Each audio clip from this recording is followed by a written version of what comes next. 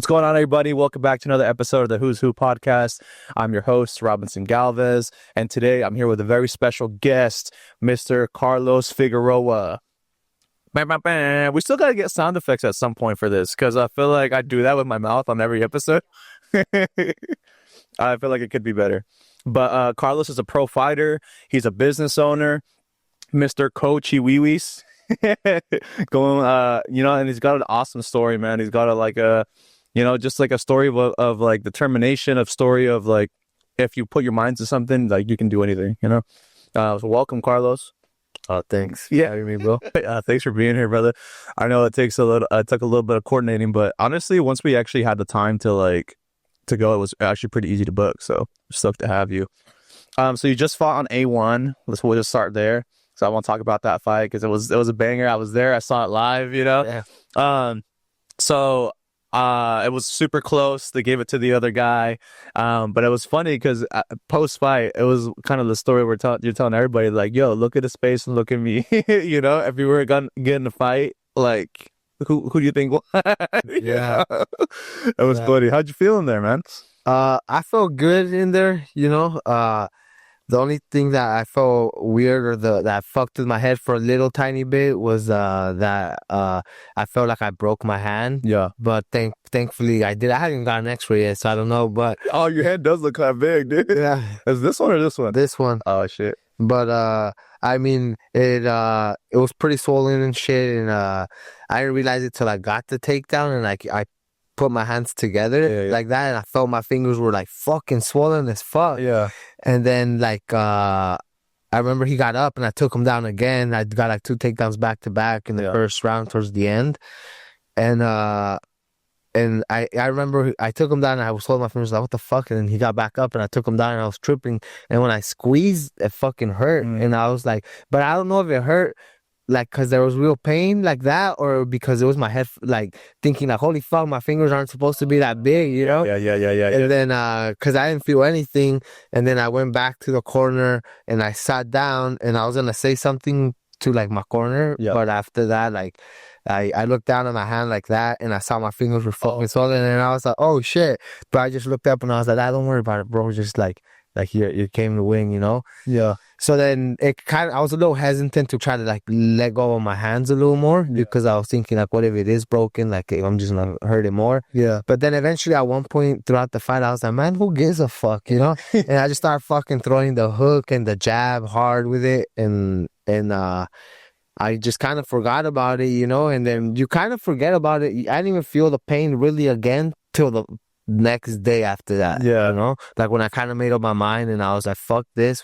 It's like I feel the pain till the fucking next day when I woke up. Kind of how it is in a fight. You've felt it before. You know what I'm talking about. Yeah, it's hella weird how like in a fight you can block it out if you want to. Yeah, I know where like if that he had that same pain without that fight adrenaline, it's like you couldn't be able to block it out. But in the fight, he has like, dude, it's crazy. Yeah.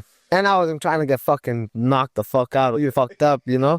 So I was like, fuck, I better fucking hit this for make them like, Yeah, I feel it. But yeah, but it was a tough fight, fucking, I just kind of like, I moved backwards a lot, but I felt like I was countering and shit. Yeah. Good and stuff. And, so I feel like it was more kind of like damaging to control. Yeah. But I mean, I don't even know control, because I guess if I'm fucking landing and you're not landing, it don't matter if I'm going backwards or forward. Yeah. You know what I'm saying? Exactly. I'm the one doing more damage. But Exactly. it is what it is. I'm not gonna sit here and think about it forever. But oh fuck, like I don't give a fuck at this point. Like I'm just moving on from it. Yeah, I feel it, man. And like that's a good mentality to have, because if you're gonna go in there again, if you're hung up on the last one, it gets in the way of your progress for the next one. Yeah. So you just got to come in clean slate and like let that go. Yeah. It was a super interesting fight too, because like I saw you walk out and then you like that full song and you're like dancing to something. Everybody saw you in the video and you and I are dancing. You had to like gig into this full song. Yeah. That was hella funny, dude. But yeah, I didn't even realize that I was dancing to his song, bro. I didn't even realize that fucker was on his way to the cage. I was kind of like locked in, just waiting to see him in front of me. Yeah. Locked in, and then I just heard the song, and then I was like, oh, the song's pretty sick. And I was like, yeah, but Yeah. That's crazy too, because like outside looking in, I feel like a lot of people are like, "Oh, why aren't you doing this or why aren't you doing that?" You know, it's like couch keyboard warriors. You know, now I thought this fool doesn't know what he's doing, but it's like, dude, if you were in there with a freaking swollen hand like that, I saw the hand after. You know, Yeah. if you were in there with your hand that swollen, you wouldn't be doing much different. You know, Yeah. you were controlling the fight in a really good way. Like you're saying, yeah, you were moving back.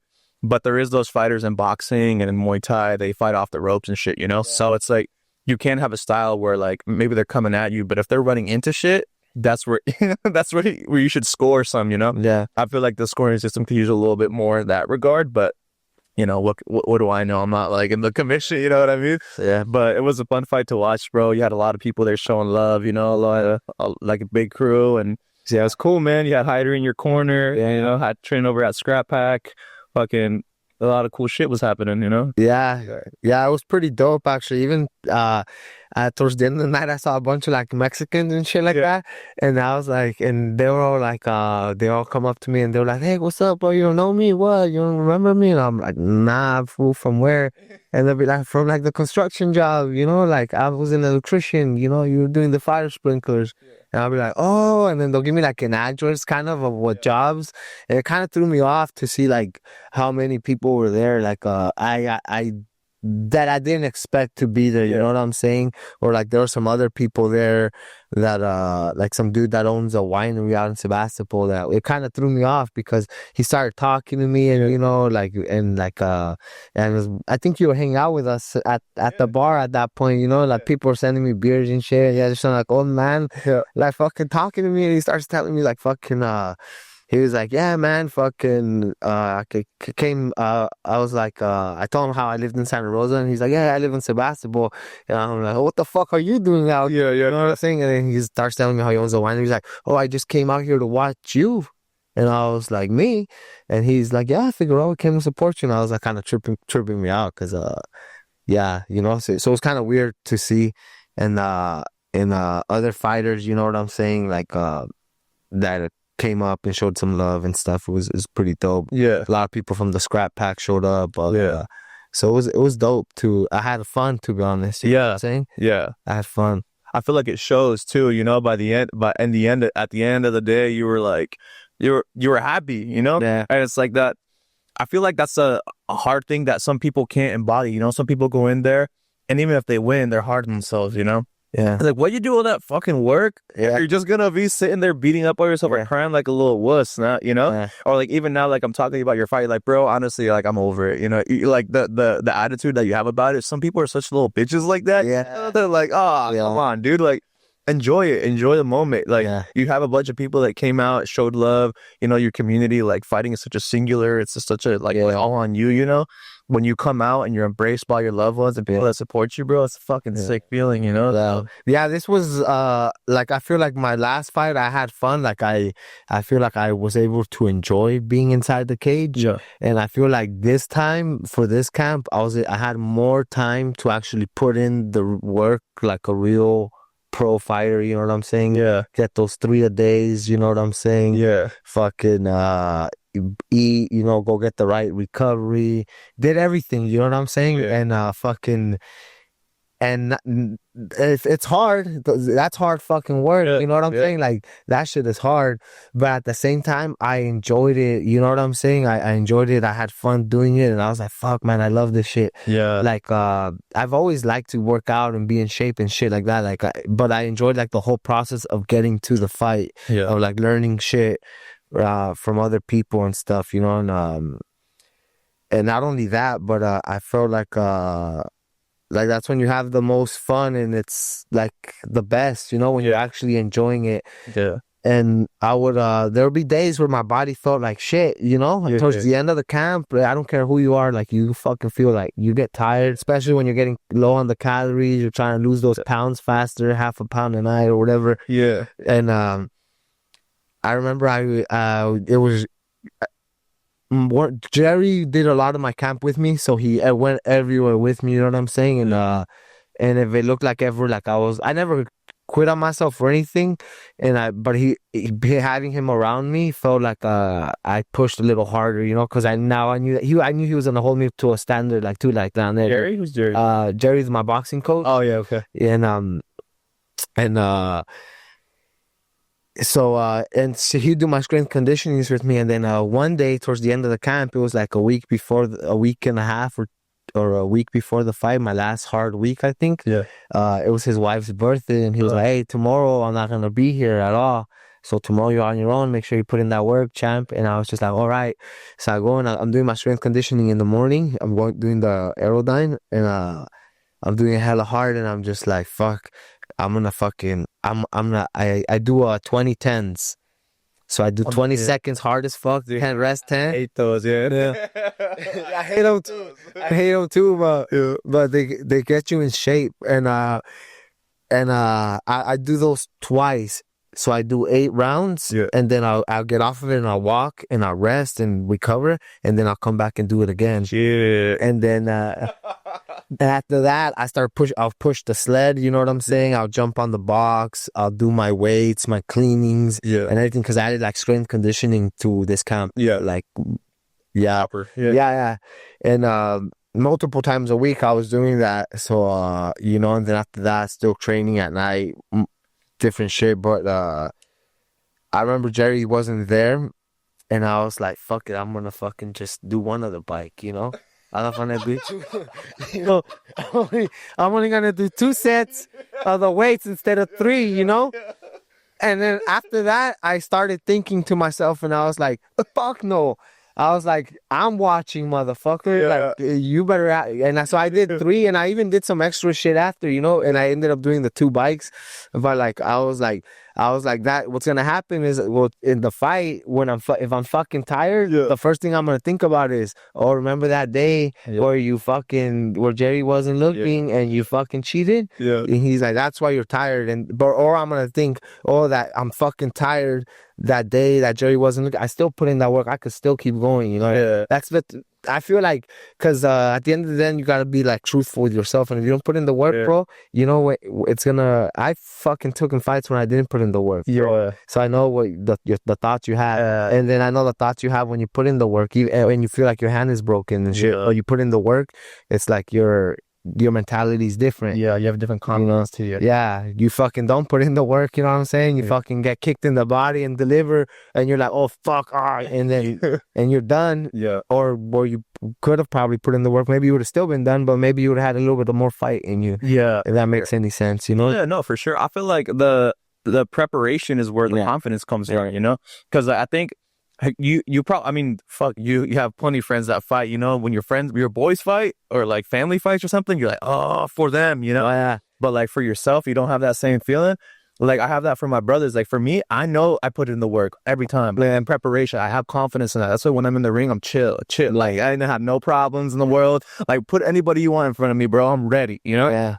But when it's like my cousin or my brother or like my girl fighting, and I'm like, oh, dude, like, I don't know, like, did I do enough as a coach? You know, you had a different like anxiety, but like, I think the thing that you're talking about is it's true, because like when I go in there and I'm like, boom, once I hit that stride too, I'm like, dude, this feels good. Yeah, I feel, because I'm almost like showing up like a worse version of me. I'm showing that version of me, like, look what I can do. You know? Yeah. You know, it's like, oh, you're flexing on yourself a little bit. You know, I think that's at least how I look at it. Yeah. Sick.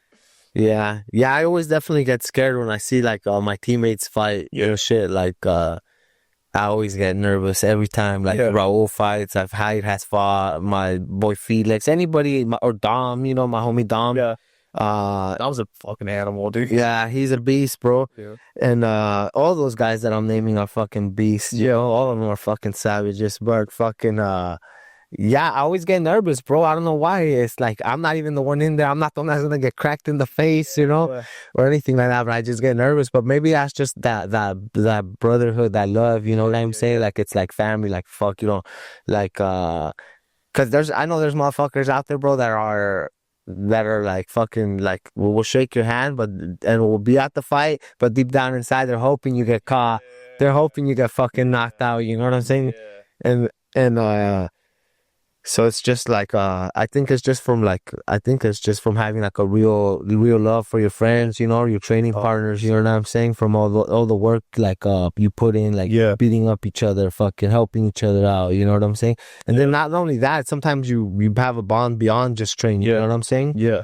Like so Yeah, so they become like your chosen family, you know. yeah, exactly. So it's Exactly. like, yeah, I definitely understand that, and like, and those cool, like I seen you with those guys too, you know. So it's like, I definitely see that, like the love and like the investment, you know, like you guys are like riding for each other, you know. Yeah, hell yeah. But yeah, dude, it's freaking, it's just cool to see, but like, it's good to see that, like, I was telling my girl, I was like, he looks different, like in a good way, you know. I was like, he looks different, like he looks like more confident. Me? Yeah, yes. I seen a few videos of your last fights, and this is my first time seeing you fight in person. Yeah. So I was like, oh, bro, he looks different. It looks like confident. And in that first round, I was like, oh, he looks good. I was like, I know, I just gotta turn it up, but I didn't know about your hand. Yeah, you know. So I knew in that second round you were adjusting. I was like, something's wrong. I was telling my girl, like, I'm telling her live, you know, because as fighters. But that's what we're trained to do. We're trained to see when something's wrong. Yeah. You know, I'm like, okay, so like he's not using, like there's something off a little bit right now. I was like, I don't know what, but there's something off. And then in round 3, you just fucking came back. Like I was like, oh yeah, that's what we needed. You know? Yeah. And Raul's dad thought like my shoulder came out, and I feel like it kind of did, bro. And but now when I look at the fight, I don't like it. Just happened all fast, and when I look at the fight, I don't see it come out. You know what I'm saying? But at one point I felt it did, and it freaks me out, and that's why I kind of like got down thinking it was gonna go. But I don't like I don't remember, like I don't see it in the video or anything like that. But I definitely had the pain, like it came out. You know what I'm saying? Like cause it came out before, and the next day I was like, oh, for sure something happened. Yeah, you know. Yeah. But it's good now, so I'm like, fuck it. Yeah. So go get it checked out anyways on there. Yeah, I gotta get an X-ray on it and shit. Yeah. Which that's another thing that I was dealing with, like going into the fight camp. And no excuses. I don't give a fuck, you know. Yeah. I went in there 100% and I was good. Yeah. And it is what it is. But like I thought I was almost gonna have to pull out because my shoulder was coming out. Yeah. It came out, and then luckily it just didn't come out for the last 7 weeks, but it came out like I think in the first 2 weeks of the camp it came out, so I had to fucking like chill out a little bit and work different shit and stuff. But after that I just started wearing my brace, taping that motherfucker. It held through. I feel it, man. And like I think it's important to note that like when you like talking about injuries, is a difference between talking about an injury and like making an excuse for it. You're just like, hey, this is what I was going through. And like, because a lot of people are like, oh yeah, no, like you ever seen the comments online like no fighter should go in there injured. I was like, motherfucker, we're all injured. Exactly. You know? Like we're all broken. For all I know, that fool had some problems too. I'm sure something was hurting. I mean, he's got a freaking broken toe. So I'm not even trying to say that, oh, it's an excuse. It's just like, but it is what it is, you know. I still got through my 3 days. I still did my strength conditioning. I still showed up. I still fought. And fucking, I guess you just get through shit, you know? You see motherfuckers with broken toes, you know, broken fingers, and like, or something in their training. Dude, I freaking fought with roll. I fought fights where I couldn't even throw my right hand for like 6 fights. But I trained around, you know, like doing that. I had hairline fractures in my shins, and I was still like, you know, and you have probably stuff like this, like you're talking about your shoulder. People like can't breathe through a certain nostril or whatever. They're like, bro, my cauliflower ear is freaking raw right now. I got a cut that it's barely healed enough. So but like, you know, you hear about these things all the time, and it's like, sure, like I know I've seen Cody spar at Alpha Male. I've been there a few times too. Cody Cody who you fought? Bogles. Bogles. And he's a beast, man. Yeah. He seems like a good dude. He's super chill. Yeah, he's a good ass dude. I like him. And like I'm sure like you said, you both went in there with some injuries. No one's ever going in there 100%. Yeah. I have. It's very rare. I maybe had one fight maybe where it was like, okay, I'm perfect. There's nothing wrong right now. Yeah. I mean, I felt perfect too, you know. I just, in the back of my head, you always have like, oh, this could happen because it's been happening or something. But like, I felt good. You know, I felt good.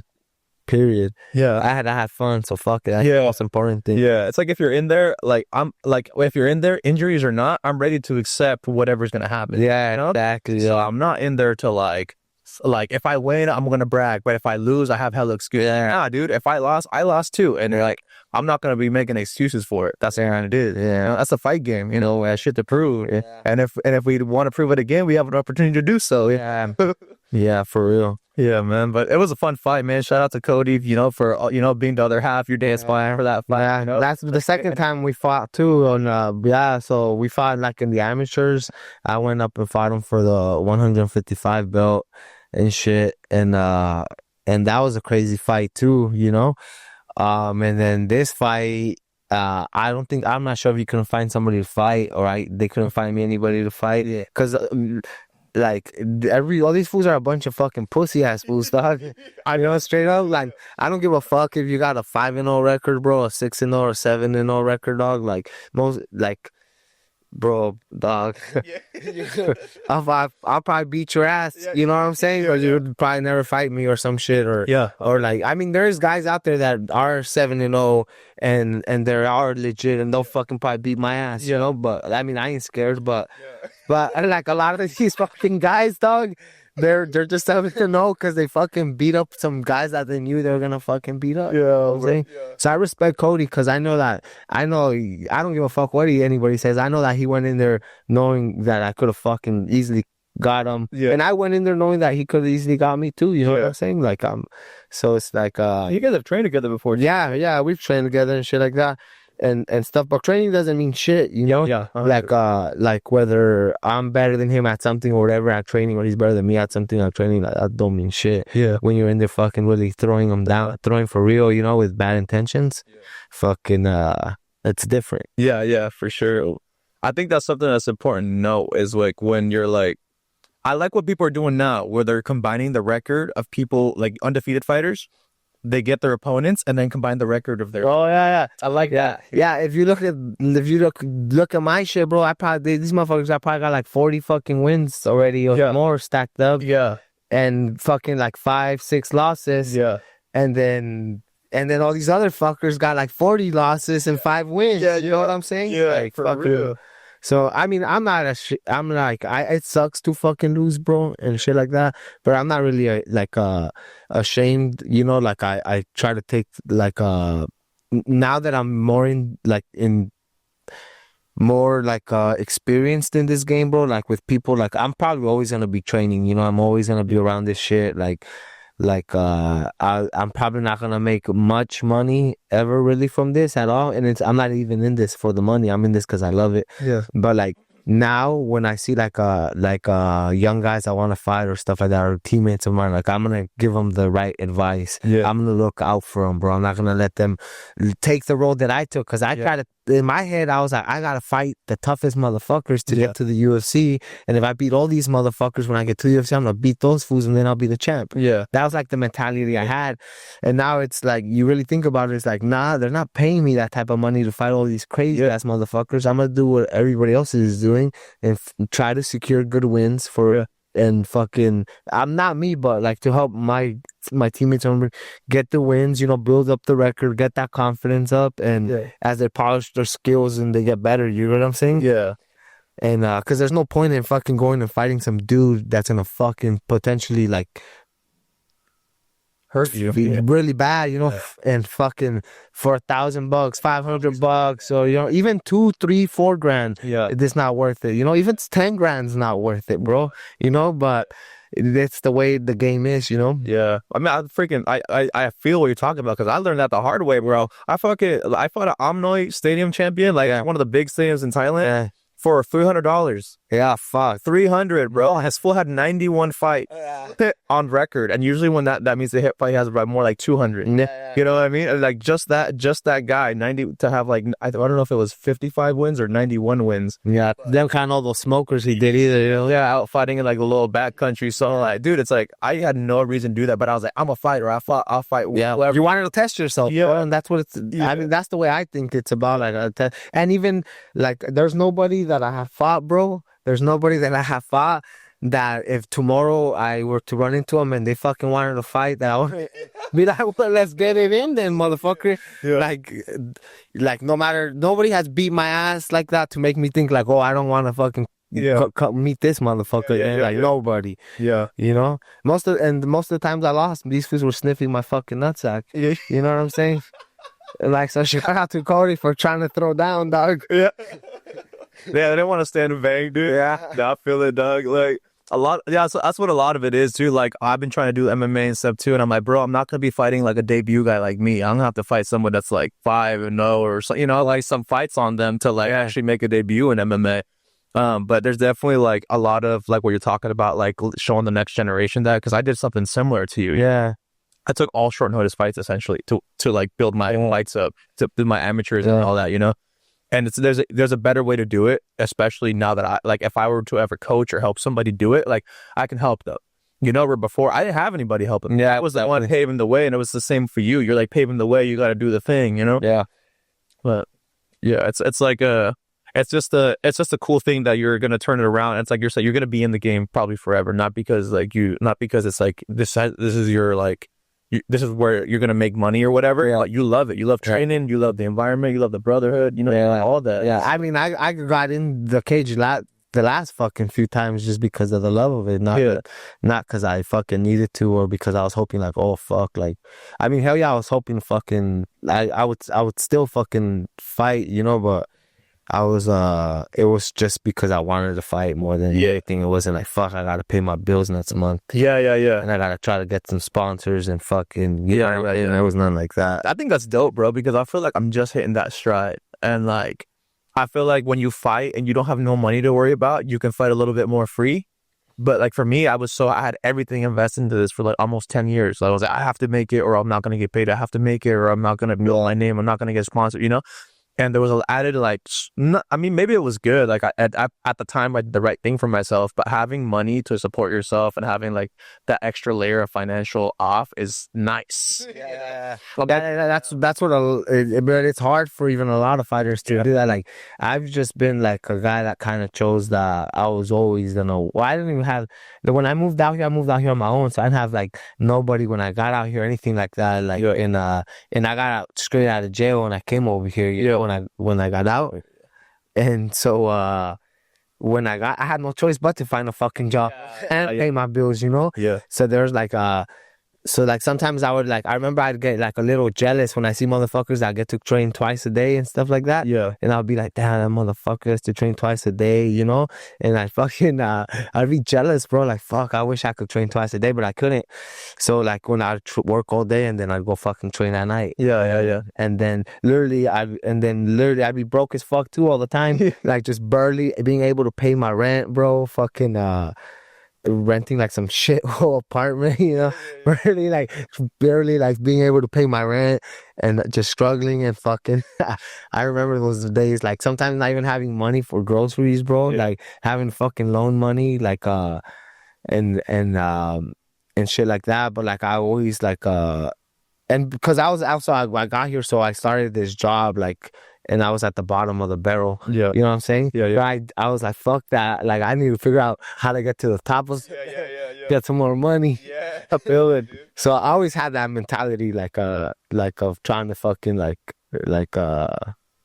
Scrap, bro. You're scrappy. or, climb the ladder, you know what I'm saying? Like I've always growing up, I saw my mom struggle and shit like that hella bad, and then I struggled myself, obviously. And then so after that, like having a kid, at the age I had a kid, I was like, fuck that, bro. Like it's always like been a thing, like I gotta figure out how I don't ever want to have the problems that my mom had, or I don't want my kid to experience the shit I did and shit like that. So I was like, I gotta figure out how to fucking like that cycle. Yeah, exactly. And I got there, and I remember when I got there, I was like, fuck, I see that motherfucker over that fool's in charge of all of us. I need to be that fool. Yeah. And then when I became that fool, I was like, that fool's the one cashing all the big checks. I need to be that motherfucker, That's kind of like my head. It's always been, bro. Yeah. Always like that. I think it's cool too, because I feel like that's kind of how you fight too. Like you're scrappy. You're like, I'm gonna find a way to win. I'm gonna find a way to put a hurting on this guy. Yeah. Like those skills, like it's taken me. Like I haven't fought in a few years, or like a year now or so. But it's been like translating the skills that you learn from the cage. Like maybe you realize it, maybe you don't. But like how you fight is also how you live your life. That's like you're saying, like, if you're going to climb the ladder, you're like, hey, like, maybe I don't know this, but I'm going to learn, like, maybe I'm going to climb the ladder. Like, you're like scrappy in the way that you're living, and you're like trying to bring that money in and live your life as well. Yeah. And that's like, I could probably have guessed that just from watching you fight, And it's like those lessons, I feel like that's why I fight, I do it, like saying to you, like, I'll do it for the love of it. And like, and the lessons. Like it was like a tool for personal growth. Yeah. You know? Yeah. Oh, for sure. A tool for personal growth, I think, because when I got here, bro, I was all fucked up. You know what I'm saying? Where'd you come from? Sorry. I grew up in like LA, Orange County area and Yeah. shit like that. And I got into like a lot of trouble as I was a kid. Yeah. So when I literally moved up here, I had just gotten out of jail. Yeah. And I literally moved up here because like some fool tried to actually fucking kill me Shit. the fucking a week before I moved up here, you know? Yeah. And I remember I was hella pissed because he shot at me.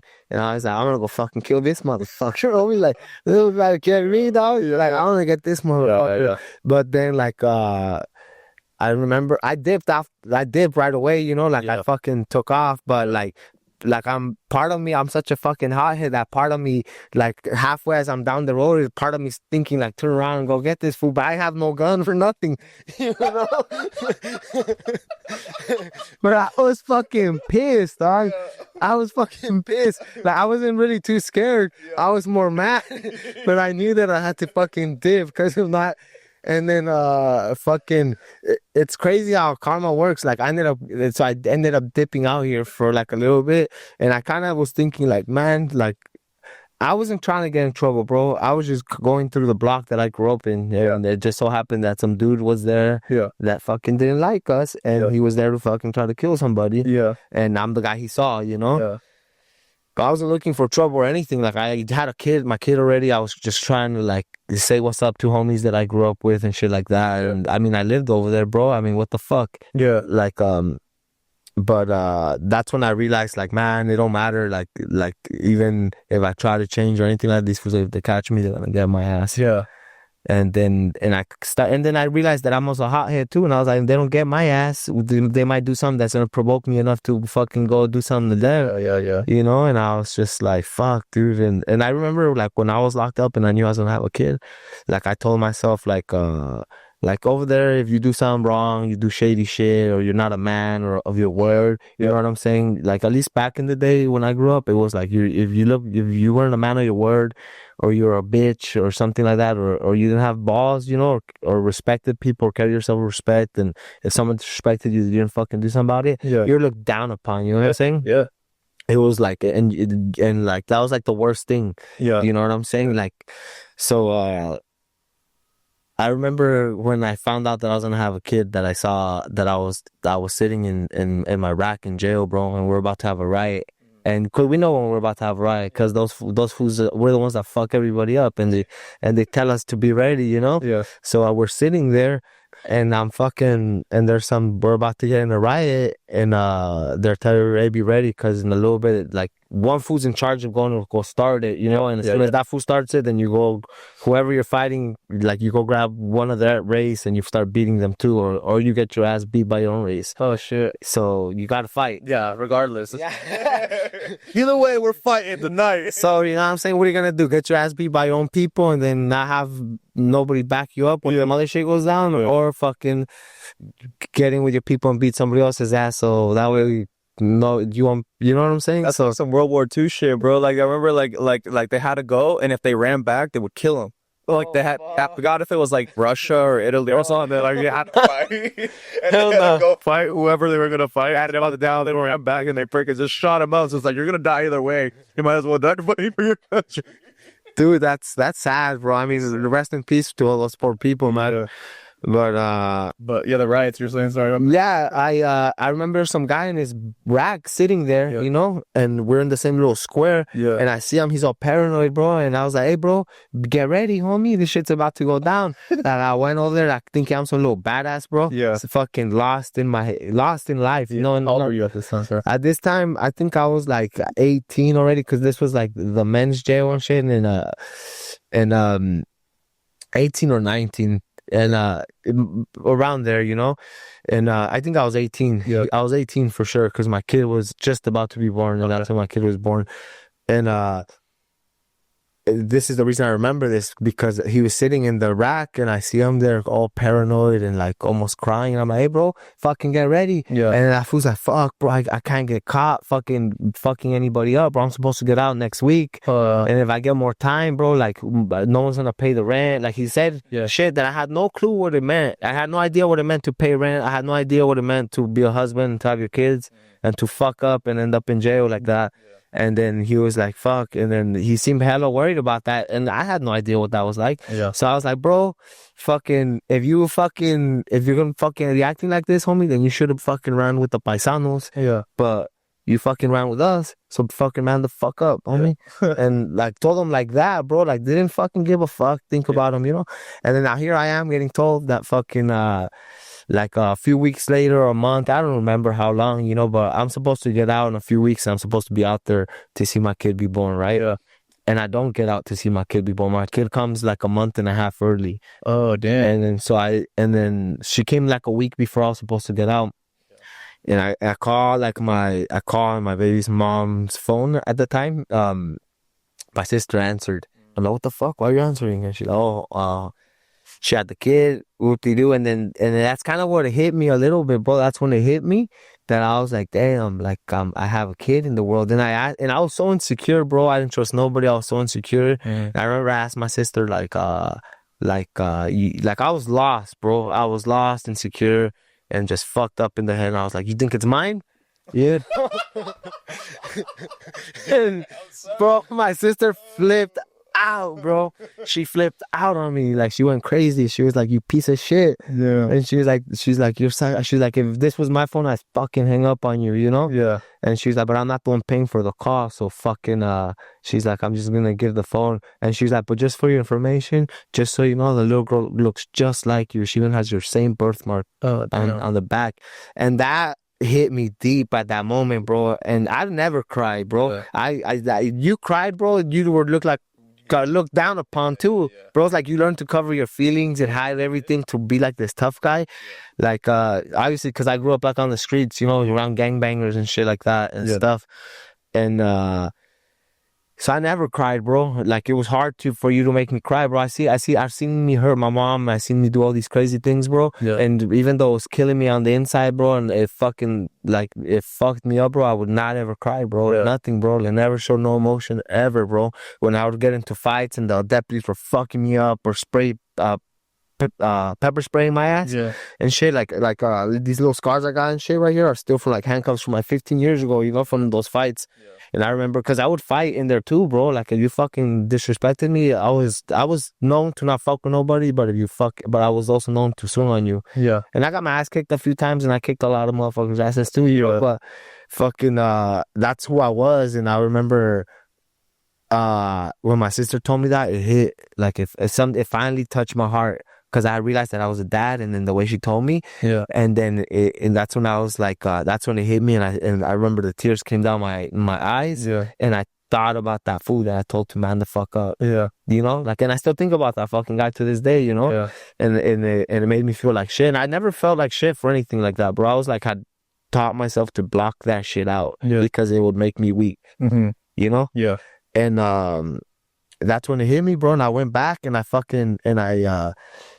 sat down on my rack, and I was thinking, and at the time I used to, like, my homie, he was the one that was in charge, you know, like he was the main guy. Yeah. So I'd get lucky, bro. Like I'd get people putting money on my phone and shit, so I could make prepaid calls. I don't know where the fuck the money was coming from. Yeah. But I just know they were putting money on phones so I could make fucking phone calls. I was smoking weed.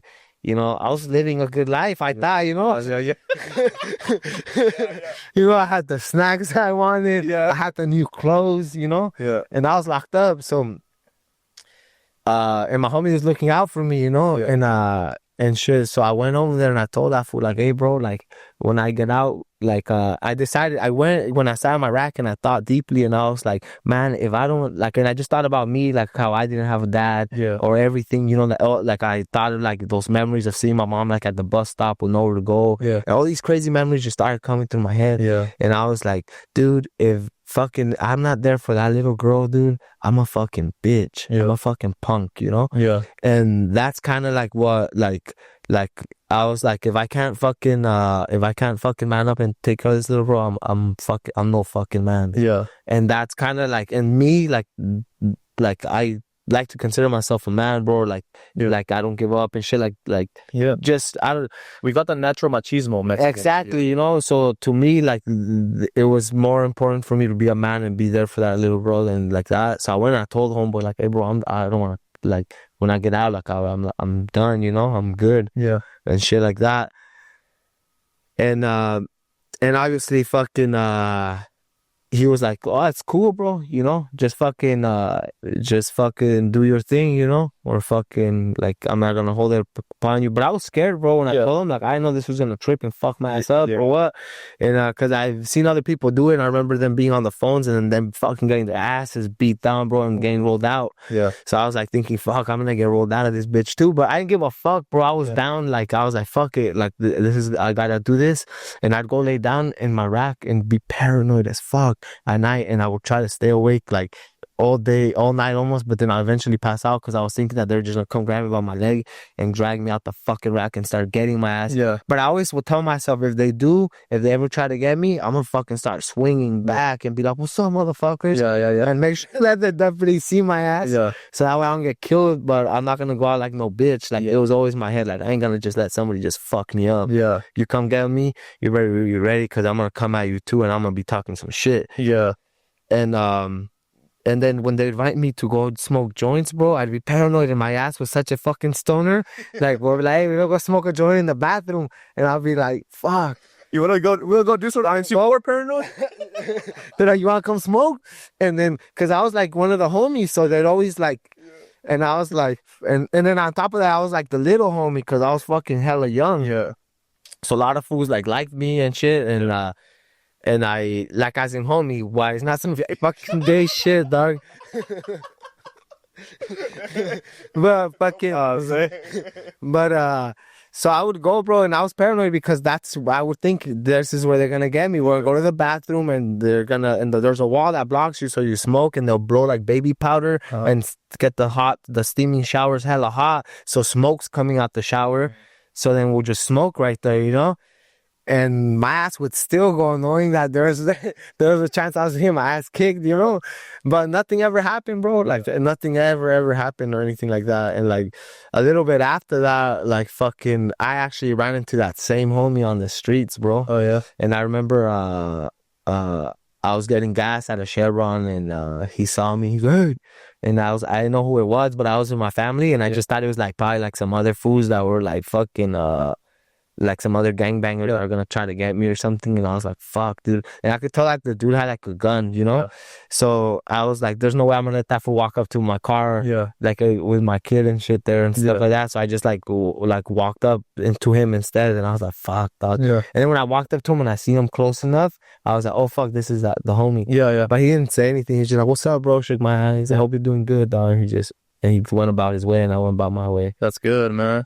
I think it's cool, like, just listening to you talk about that. It's like you're very passionate in like the cause, you know, or like you had like whatever your cause was before. I felt like maybe it was like the homies, you know, like the theft, and you know, whatever. And then once you found like your girl came into your life, is like the cause was, hey, I gotta keep this girl alive, you know. And that's like once you find like a root and like your identity, you know, you like change your identity to this is who I am, and then you were like down for that, you know. That's cool to see.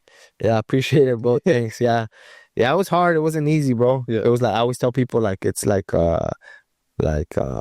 it's hard. It's hard to fucking try to change and leave like that life behind. Especially when that's all you know, like a lot of, like, sometimes I think about it and I look at like a lot of those dudes, they've never left the city limit. You know what I'm saying? You hear about that shit all the time, bro. And it's sad, you know, because a lot of those dudes had hella crazy talents and shit like that, and like stuff like that, and nobody would ever get to see them or know anything, you know, because they passed away too soon, or they overdosed, or they did something, or they killed somebody, and now they're in jail forever. You know, but fucking, I'm lucky, I guess, that I was able to walk away from that, you know. I think that's a cool lesson too, because like for you, like, nobody made the decision for you. You had to be the one to, like, you know, like, no, it's like the same shit in the ring. No one's gonna save you. you Yeah. know, everything's on you, you know, and it's like, Yeah. in that case, when your back was against the wall or you were in a corner, you're like, hey, it's on me to get out of here, Yeah. you know, and change your life and like, you know, fight for a better life for your family, you know, for your daughter, for yourself, you know. So And I kind of really taken that mentality that you just said now, like a lot into my life now. yeah, Like no one's coming to fucking save me, dog. yeah, Stop feeling sorry for yourself. Stop yeah, this. No one's fucking coming to save me. yeah, You know what I'm saying? And the moment you realize that and you stop feeling sorry for yeah, yourself, bro, and you actually go out there and you put in the work and you fucking take the losses. Now, I'm not talking about in the cage. I'm just talking about in life. yeah, You go take the losses. You go get dirty.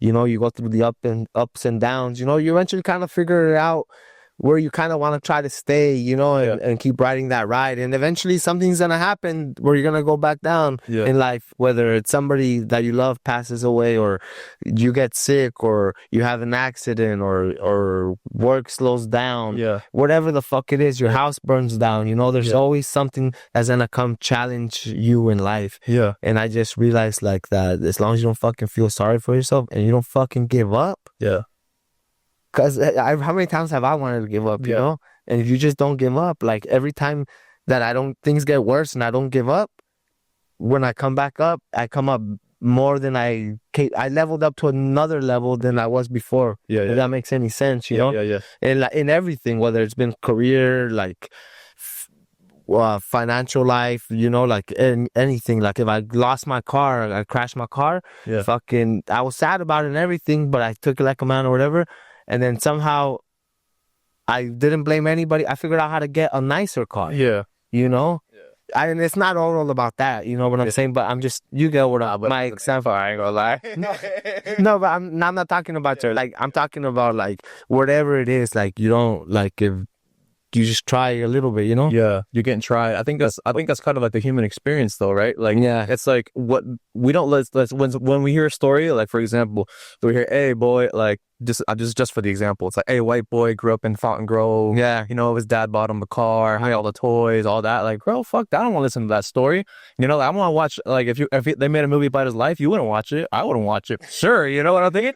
But you watch the movies about people that make it out, you know, make it out the hood, make it out, you know, like put their family on, like, or trying to make a change for their future and stuff like that. Like the trials and tribulations that you go to, you know, that Yeah. you've seen like Cinderella Man. Have you seen that movie? Yeah, I just saw it because Hyder told me that like he just tried to compare a little bit of that guy to me. Yeah, yeah, yeah. And then I was like, I don't even know what that is, but so I think his name is. no, yeah, oh, the boxer, yeah, the real actual boxer, yeah. I read the book. But yeah, Yeah. I just saw the movie like a month ago or less, bro. Like Yeah. literally when I was doing my strength conditioning with Hyder, Yeah. he brought that movie up to me, and then he was like, it's kind of almost like a little bit like your life, dog, but like, you know, a little different, but Yeah. if you see it, you'd understand, you know? Yeah. And it's like, and then I watched it and I was like, oh, fuck, you know? Yeah. And it's like the dude's just trying to do better, do anything, Yeah. just if working or doing anything just to try to get fucking bread and Yeah. milk literally on the table, Yeah. you know? And yeah, I guess like, yeah, I'm fucking. That's what makes the story interesting, bro. Yeah. You know?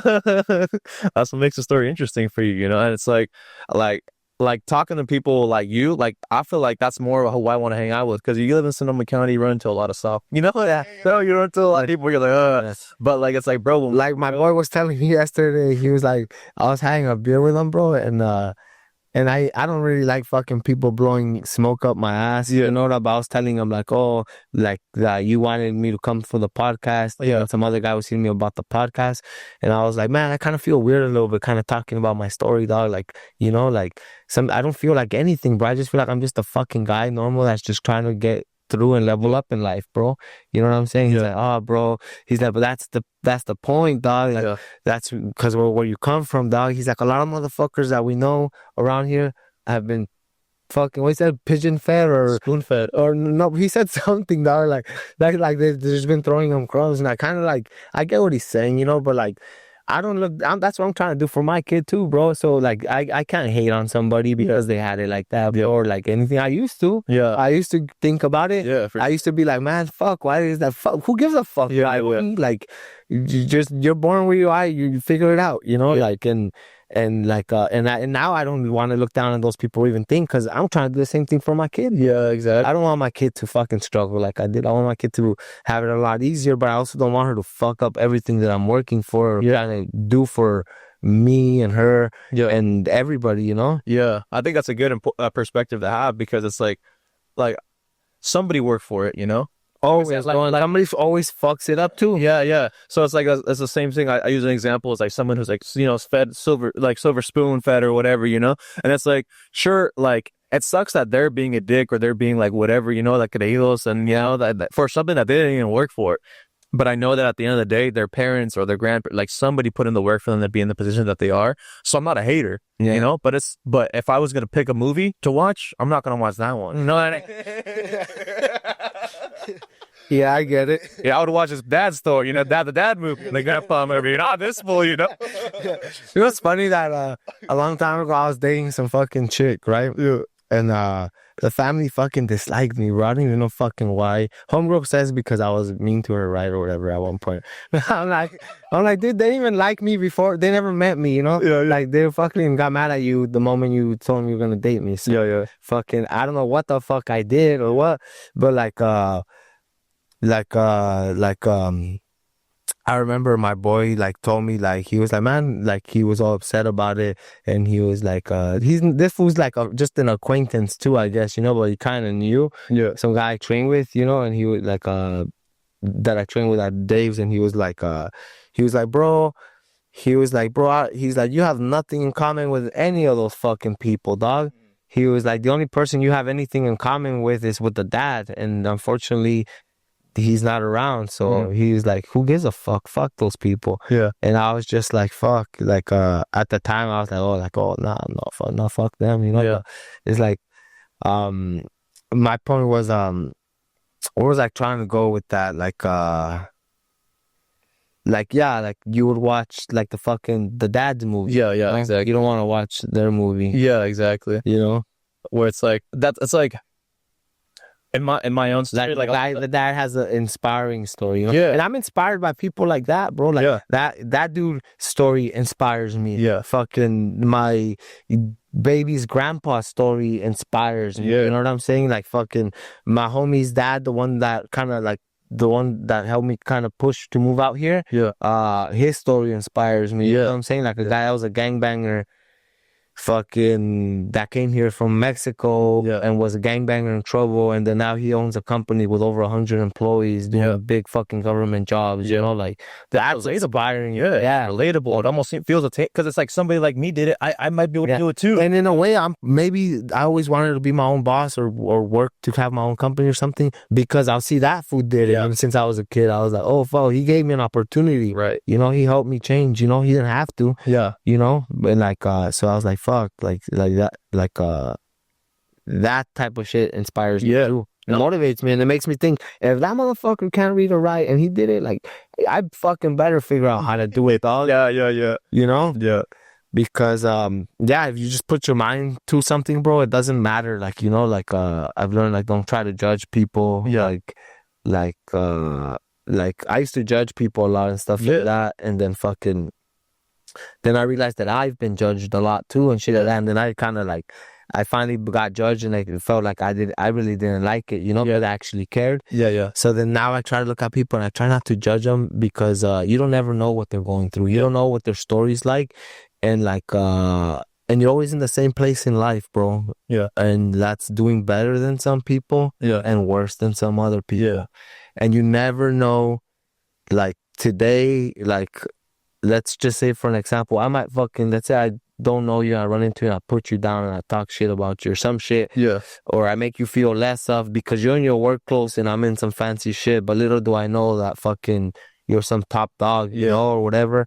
And then tomorrow I'm fucking dead broke. Yeah. And shit like that, and I see you in a fucking nice car or whatever, you know, it's like the tides change or something. Yeah, like God, whatever God gives you, you could take it away, you know? Yeah. And if you put people down, like, or you make them feel like shit, bro, like he'll somehow, I feel like, I don't 100% believe in all the way, but like, you know that saying how they go, like, you eventually sometimes like cross those people you fucking on your way up, they're on their way down, you cross paths or shit like that, you know. But like, and I've seen it happen, bro, like a lot of times, you know what I'm saying?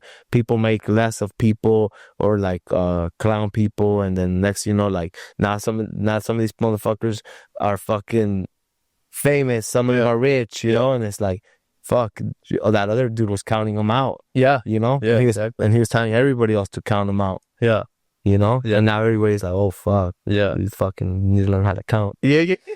For real. Yeah. So give me a little bit. It's cool that we're digging into, we're kind of jumping timelines and stuff. Yeah, and like, it's cool, but like give me like a timeline from what age to what age were you in LA? so I was born in Burbank area. Okay. Burbank, like Burbank. Yeah. And I moved up here when I was 9. I moved up here 2012 September 12. Okay. September 12, 2012. I moved up here a couple days after that fool fucking almost killed my ass. Yeah. I moved up here. I still have that bullet at my house too. Oh damn. Yeah, I took it out. I dug it, opened my car, and I got it, and I have it at my house and shit. Yeah. And shit. So it's crazy, I guess. But and I almost even thought about making a necklace out of it. I was about to say, But and that shit would have fucked me up too. It was pretty big, bro. It was like a 45 or something, you know. But That's nuts. And but luckily, you know, God, bro, like I don't know, like God's had my back through everything, like, and it took me a long time to see it, because I'd get mad at him and be like, why the fuck do I live here and shit like that. But like let's get back to your question. I'm jumping off the subject, bro, but Good, dude. but I grew up down there till I was like 19 probably. I grew up in a Burbank area. We grew up in like this ghetto neighborhood. I remember like we moved to Orange County from there. We're walking home from the market once with my sister. I was like a little kid, bro. I will, but I still remember there was some dude arguing, a white dude arguing with a black guy. And then in the daytime, bro, we're coming back from the market. You know, we didn't have a car, so we'd be pushing the shopping cart and walking with my mom and my aunt. And then they're arguing, and this dude just pulls out the gun and fucking shoots that fool in front, you know. And it was like, that was kind of trippy, you know. Then I remember where we lived, like there was like a street gang there. I don't know what it was at the time because I was too little, but I remember this is when we finally moved, because like some of the apartments had gotten on fire sometimes. Somebody tried to break into my house and assault my mom, like while we were little kids and shit like that. Like I was there, I remember, and shit. And then they shot up the apartments and shit like that, like to try to get some other dude. So finally we decided to move to Orange County. But obviously we're living there. We're kind of like, we didn't have the means to move to, we thought Orange County was nice, but we didn't know that we're moving to the ghetto in Orange County, you know? But we're moving near Disneyland, you know? We didn't know that we're going to move like to some shit part. Yeah. And that's kind of where I grew up, and I made friends and stuff like that. I remember going to fucking elementary school, and then that's when I knew that where we lived wasn't that good either, because there's a guy hanging, like had gotten shot and killed, you know, the day before. I don't know, to school, and then I came back, and then he was still fucking hanging right there, bro. Damn. Like like that's when I realized. Now that I'm older, I realized like, oh, I see why they left him there, because evidence. They're probably taking pictures and all sorts. It's a crime scene. Yeah. So they don't touch anything till they've got it out or whatever shit they need. But to me, it was kind of, when I was a kid, it kind of threw me off, you know, like, oh, that fool was dead. And then I come back from school and he's still fucking there, you know? Yeah. So that's when I realized like shit like that. And then I fucking ended up hanging out with my friends there. And then little by little, some of my friends started like joining the gang. Yeah. And stuff like that. And then I got caught up in that life for a little while. Like, give me like an age range, like when you think you start like messing with the set or something, or messing. Oh, I was 12 and a half, turning 13, because when I was 13, I had already gotten locked up for the first time. Damn. And I did like 4 months that time. And it was because, and then I was just kind of looking for some love, you know what I'm saying? I just wanted like a brotherhood or some shit, you know what I'm saying? Like, and I ended up, I ended up chilling there, and some dudes came through, from some other neighborhood looking for some beef. Yeah. And I was there with my boys that were, some of them were already in the gang. Yeah. And then I backed them up. And now I was like, well, fuck, I guess I'm part of the gang too now. Because Yeah. when these fools come, they're not going to give a fuck. They're going to Yeah. get my ass because they saw me. Yeah. And sure enough, yeah, they did. They saw me one time walking down the street. They fucking beat the fuck out of me, bro, and shit. Like, I got jumped and shit. I remember, like, they beat the fuck out of me Yeah. and stuff. And I remember I went and fucking told my boys, hey, those fools beat the fuck out of me. We went and fucking loaded up the car, went back looking for them fools. We fucking caught one of them, beat the fuck out of him. Yeah. And it was kind of shit like that, bro. And then, fucking people are getting stabbed. People are coming over and fucking shooting at you down the alley and shit like that. Yeah. And you're like, holy fuck. So now, like, you're even paranoid. So now I'm walking around this motherfucker every day with a gun, bro, with either a shotgun, a 44, a Magnum, big ass fucking gun, bro. I'm a little 13-year-old motherfucker walking out with a fucking big ass piece. Yeah. And I'm like thinking, if one of these fools comes, I'm gonna have to fucking shoot him before he shoots me. But I don't want to shoot nobody. Deep down inside, bro, I don't want to shoot nobody. I don't want to hurt nobody. Yeah. But I have no fucking choice. Like, I can't just get up and move my family. I'm a fucking kid, bro. Yeah. And I don't know anything about life. So I'm like, fuck. I'm like, I don't want to die, dog. So it's either gonna be me or you, homie. Yeah. Like, there's like a Nipsey Hussle song that kind of hits me every time. Like, he goes, how you gonna tell me you're not gonna shoot at them if they were here if they came to shoot at you? You know what I'm saying? Like, it's kind of like you're fucked, Yeah. No, sure. And some people don't understand that. Some people will never get it, bro. Some people will be like, oh, I would have done this. I would have done. You wouldn't have done shit. You would have shit yourself. You would have never survived. Yeah. You wouldn't fucking be telling this. You Yeah. might have had like 3 fucking baby daddies too. Shut the fuck up. Yeah. You know what I'm saying? Like, Yeah. cause some people, like, when they look at it and they look at like, oh, excuses or this and that, like, oh, you could have done better, this and that. Like, well, I didn't do better. I fucked up and I made some fucked up choices and I had to learn from them. Yeah. And that's how I learned, by making fucked up choices. Yeah. And it was also, you didn't have anybody to guide you. So you had to if you didn't have a choice but to fuck up. Yeah. You don't have nobody, you don't have a big homie guiding you, holding your hand. And yeah, exactly. And not only that, bro, like, my goal has always been the same, like, to this day, bro. I've always, like, I'm not saying that I'm fucking like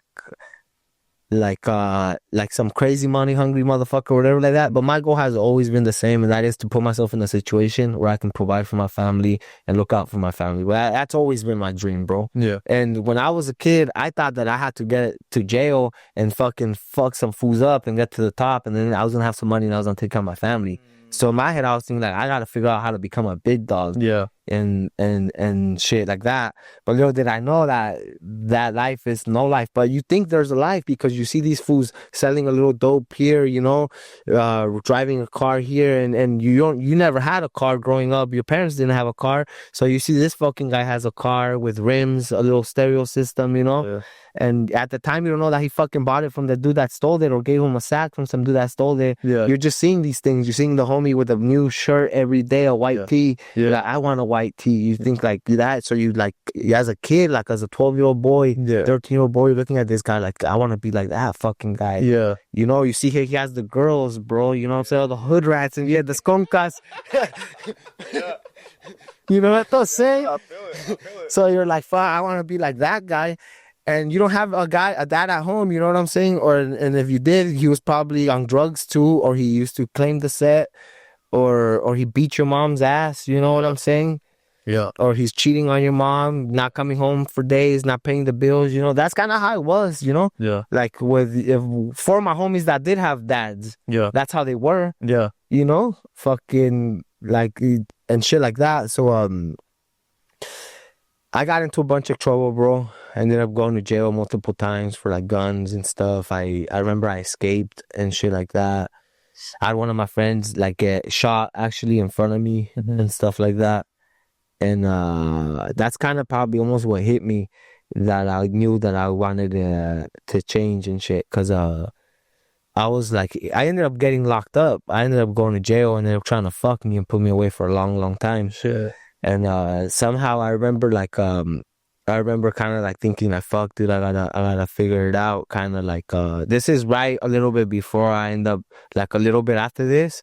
like maybe like a year and a half later is when I have my daughter. So it's kind of like my daughter was the main reason, but this already had opened that doubt in my head to want to fucking have the seed a little bit. yeah, I'd like to leave. Like my homie died, and he had just gotten out of prison, you know, and like for a couple of days, you know, and fucking we're out hanging out in the alley, and some fools came by, obviously, and they fucking tried to get us, and then I was standing next to him like this, bro. Nothing happened to me, bro. And then I got locked up because I went back and I was like, I'm gonna get these fools. Like I remember telling him, I'm gonna get these motherfuckers, homie. I was like, I'm gonna get them, bro. I promise you. Like, I'm gonna get them, and they're gonna regret this. Cause he was dead, but I remember he told me like, oh, if I were you, bro, if I had a mom and I had a family that loved me, bro, I would change my life if I knew I was gonna be laying right here. Shit. And somebody told me that was God talking to me because he got shot in the head. Oh, you know. So I remember, but he talked to me. He told me that, bro. You know what I'm saying? And then he passed away. And after that, when I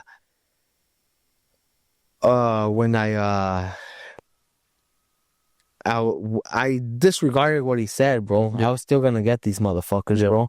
So I went and I told some other homies that were cool with, like shit like that. And then now we're driving around looking for these motherfuckers, bro. And I was like, I'm gonna get one of these fools when I catch him. And I saw one of them, bro. And I was gonna get him, and I got off, bro. And I was like, I was gonna walk up to him and fucking get that motherfucker, like straight up, and tell him before, like, you know, this is for my homie, dog. And it was early in the morning. I hadn't slept all fucking night. It was like 7 in the morning. Kids were going to school. A little girl comes out of the apartment. Like, as he's walking through this apartment complex, I got off the car and I went behind him. He saw me. He knows I was coming, homie. He knows what time it was. And he was fucking scared, and he turned around. When he saw the little girl come out, he stopped and he turned around and he looked at me, and he was just fucking dead scared. And then I saw the little girl, and then, like, you know, like, I was like, I turned around and I went back and I got in the car. We had my homie, which was a stolen car too, and we got in the car and we left. Shit. And then that change of heart. Well, cause the little girl, that wasn't that. I didn't have a change of heart. I just didn't want to get fucked up when I got locked up. Because I would have gotten fucked up if I did that in front of that little girl. You know, I was a fucking piece of shit, bro. I didn't even like think of anything. I just didn't want to get fucking killed when I got to jail. That's something I didn't know. So if you kill somebody in front of a kid, they'll fuck you up when you go to jail. Yeah, bro. Like, you do shit like that, you hurt kids and shit like that. You know what I'm saying? Like, you know, that shit's looked down upon. At least, like, the people that I would roll with. You know what I'm saying? Like, I don't know everybody else, how they roll or what the rules are, but the people I rolled with, they would fucking that's a big no. So I turned around and got in the car and I fucking left, you know? And then later on that night, I got locked up. I got caught up again. So later on that night, as I'm on my way there, again to that neighborhood, and I get pulled over, and the fucking cops get me. They take me. They obviously caught me with the gun and shit, you know? And I got locked up, and when I got locked up, fucking this nun came, and I remember she started talking to me, and I told her what my homie told me, you know, because when you tell them, bro, they can't go say or anything like. It's almost like a confession, bro. You know what I'm saying? Like, we can't go. The priest ain't supposed to go. Say that shit, you know. So I was kind of telling her, like, kind of like what he said and stuff, and she said, "I don't think that was him. I think that was a message of God from God. You know, like, I think God was talking to you." And I go to court, bro, and they're trying to fuck me, dog. I'm supposed to go to jail for a long time, and I'm like, "Fuck, dude, I'm fucked," you know. And then next thing you know, I go back to court, and all the other charges, like, they're charging me for trying to, like, conspiracy, you know, like, I was gonna go over there and get somebody. And then next time I pray, and I told, like, hopefully if God helps me, I'm gonna do my best to try to think of ways to change my life. I thought, you know. And like, at this point, I already kind of knew, like, how it was. Like, I already knew, like I could already see that the fools will stab you in the back, homie, or fucking, or do you dirty, or like, there was loyalty, but out of fear, and because it was imposed, but there was no real loyalty. You know what I'm saying? And then when I was a kid, I just thought, like, loyalty, I love these fools and be loyal, you know. And then I realized, oh, like, some of these motherfuckers are some snake ass motherfuckers. You know. And I was like, fuck it. I decided I wanted to fucking I said if it helps me out, like I'm gonna fucking try to change. Next year, I'll go to court, bro, and I end up getting like 2 years and a half instead, bro. Like it went from hella time, like 10 or 15 years, something crazy, bro. Damn. And then to 2 years and a half, and they drop all the other charges, and they're only giving me the 2 years and a half for the gun. So I was like, fucking sign right away. You know what I'm saying? I was broke as fuck, bro. I didn't have a lawyer or anything like that. And like, you know what I'm saying? I hear other motherfuckers do some crazy shit. Now you got a little money, you got a lawyer, you be out quick, not even gonna do some time. Yeah. And I thought 2 years and a half was a deal. I took him and fucking, and yeah, I remember I took it and I got fucking I didn't change. I got into more shit. I got into more trouble. And then finally when I decided to move out here, like I said, I was in my head thinking like I wanted to change. My kid was out already. Somebody tried to shoot me, and then I decided to move out here. And then that's when life hit me for the first time, that I didn't know what it was to pay a cell phone bill. I never even had a cell phone bro. I was 19 years old. Oh, damn. And I didn't know how to use a cell phone, bro. I get my first job, you know what I'm saying? I'm struggling, like staying in hotels and shit like that here and there. Sometimes crashing out at like my baby's mom's parents' house, But like they didn't like me, bro. So I had to like be jumping around from place to place, and I didn't have money for hotels sometimes. Yeah. So I'd sleep in my car. Yeah. And I'll go to the Chevron on Steel Lane by the Cottingtown Mall. Oh, yeah. Because sometimes I'll sleep at the Kmart parking lot. Oh, yeah. I'll sleep at the Kmart parking lot, bro, and I'll sleep right there. And I was such a bitch, dog. I would go to the fucking Chevron and I look in the mirror and I start crying, and I'll be like, I have nowhere to go. Yeah. I'm brushing my teeth, washing my face, and getting ready to go to work, Yeah. Now I laugh about it, but at that time, that shit was hard, bro. Shit was hard. But I would cry in the bathroom every morning when I'd go brush my teeth, when I'd sleep in my car. Yeah. And then I remember one of my boys was like, bro, you fucking pay for your car every month, dog. That's your fucking rent right there. I was like, bro, I'm 3 months behind. They're trying to repo my shit. Damn. That's the biggest problem you have at some point, Yeah, and then I remember I finally decided, I finally got an apartment and shit, landed an apartment, and then it's just ups and downs through there, bro. And then I started finding training, bro. Yeah. And kind of I was getting into trouble here and there when I first got up here. Like somehow I was running into people that I didn't want to be running into, you know what I'm saying? And but I still had a lot of that character in me, and I was still kind of almost dressing like the same way. Yeah. And kind of like how you say, bro, when you go over there and when you go to a different neighborhood and you're looking for somebody, like, who are you looking for? The fool that walks like you, the fool that's dressed like you, the fool that has the haircut like you. Yeah. You know what I'm saying? Like, you're looking for yourself, technically. Yeah. So, of course, if other motherfuckers, like, they'll see me and they'll recognize, like, oh, this fool's, and then He's down. Yeah. I kind of don't like, not that exactly what they're thinking, but they're like, this fool's from somewhere, dog. Yeah. So I didn't fucking like, now I hate it, bro. I hate when people like look at me like that, or they could think like some shit like that, or anything like I don't like it, Yeah. And like I don't even like people knowing too much about that life, I guess I'm out here sharing it, so it's my fault, but fucking like that's important. That's not the first thing I want them to know about me, Yeah. Yeah. They can know you came from there, but not much more. Like I feel like what you present now is what you want people to know from. Exactly. And I feel like what you were saying before, sorry to cut you off there, but like what you're saying is like when you're in an environment and you don't know any better, like you're saying you had no male role model, it was just your mom's, right? Yeah, my mom. And then like the big homies or whatever, people from the set, people that surround you. So that's all you know. You can't know anything. And it's like, there's some people that don't understand, like you're saying, like, I'm going to bring it back to fighting because the thing that me and you understand. But it's like walking in a life like that, that's like that hand that you were dealt, it's like you fighting with that broken hand, You know what I mean? It's like you have a crutch and you have every reason to like make an excuse and be a bitch, But it's like you took responsibility for everything you're saying, the hardships, dealing with your homie passing away, like all the stuff that you've seen growing up and like just growing up in a rough neighborhood.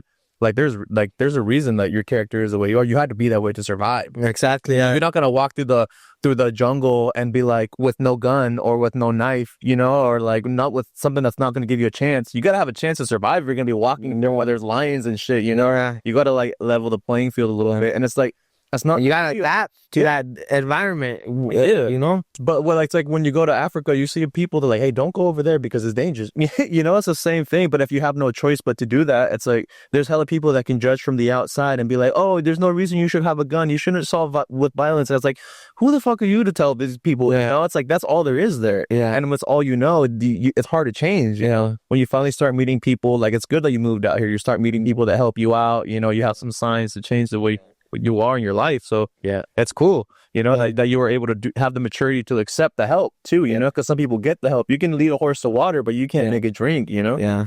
It's kind of crazy too, because I got homies that are in prison that are never gonna get out, you know? And like I sometimes keep in contact with them, you know, like we don't talk about I'm not into any bad life or anything like that. We just talk about good things, you know, stay positive, you know, like and shit like that. I got like my homie that I was really close with that did like 15 years, you know, like he got out, he changed his life around, you know what I'm saying? Like, so like I have friendships that I have with these guys, with some of these guys that I grew up with that kind of have changed their life around, and they got kids, they got their family, and they were able to survive, you know? And then there's also all the other ones that didn't, and all the ones we remember and shit, or we talk about, or the ones we don't want to end up like, you know? Yeah. So like I stay positive, right? And then like maybe about a year ago or 2 years ago, right? There was some kid that fucking ended up in prison or whatever.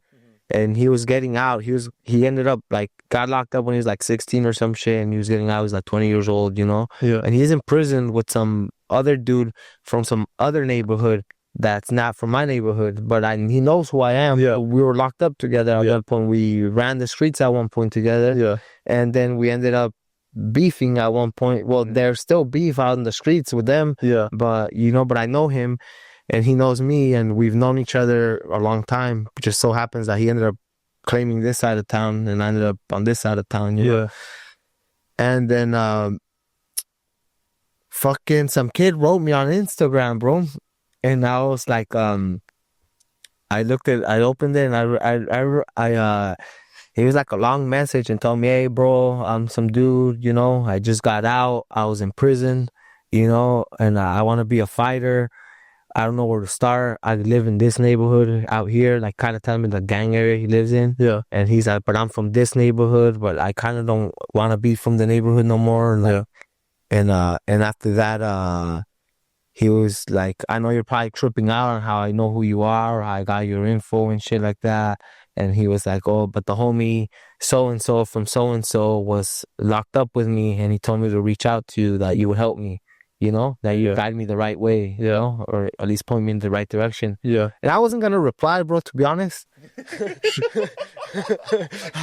Kids. Michael Jordan style, baby. Fuck them kids. Nah. But at the same time, like I realized, like, man, like, this dude's probably he's holding on to hope just off from my story, you know, or from what you heard from this guy, you know, like, so I kind of I did guide him in the right direction. I did send them fucking to train, you know, at a gym out there in Orange County and stuff like that. And then now the dude, homie, fucking is off parole, you know, fucking, he had his first fucking Muay Thai fight, you know. Oh, sick. I've gone over there, hung out with him once, you know, met him like in person, like and shit like that.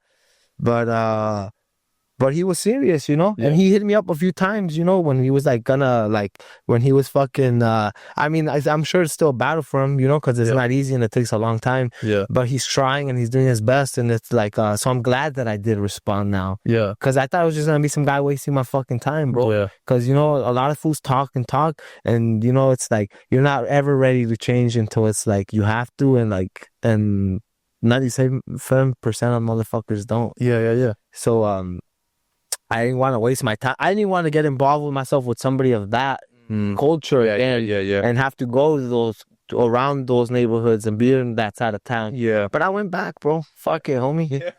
Real. Let's a risk on for real, dog.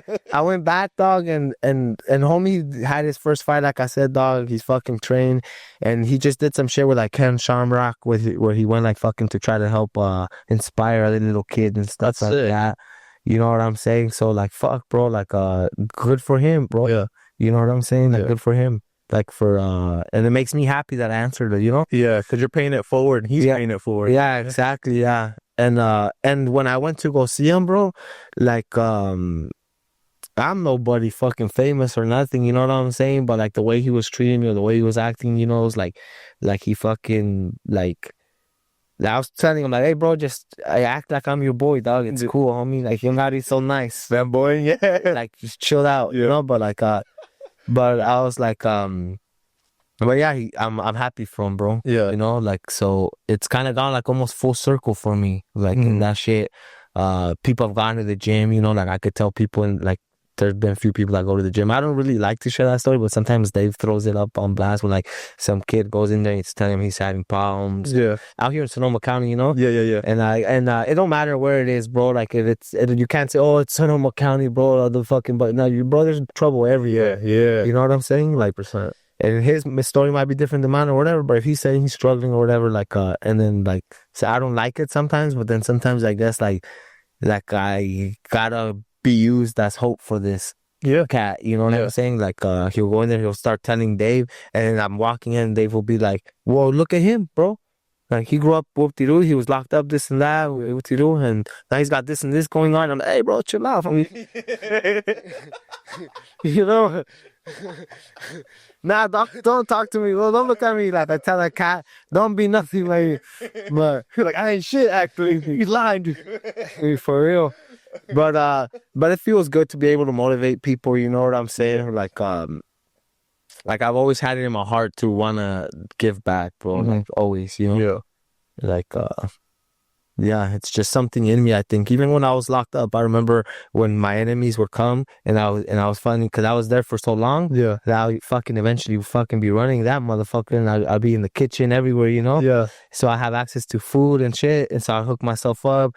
And like, let's say when you came up to pick up your plate, you know, like this was towards the end of my stay, obviously, but because I was a knucklehead in the beginning. Yeah. But fucking I always, bro, like people there would do shit like they'll spit on your food or they'll give you a little bit of food if you're like an enemy. I always thought that was bitch shit, dog. Like, if you have a problem with this fool, don't spit on his food, bro. Don't fucking fuck with his food. Fuck his ass up. Yeah. You know? Yeah. Like, so when like my enemies would come, bro, I always remember like, they're not enemies to me now, you know, but at the time, I would always just give them even more food, bro. Like, it was never in my heart to like want to harm somebody like that or just like, I don't know, it's just something weird, like, to me when it comes probably, like, to seeing people, like, eat and shit like that. Like, I'll share my last bite of food with you, bro. We're, like, struggling and shit like that. Yeah.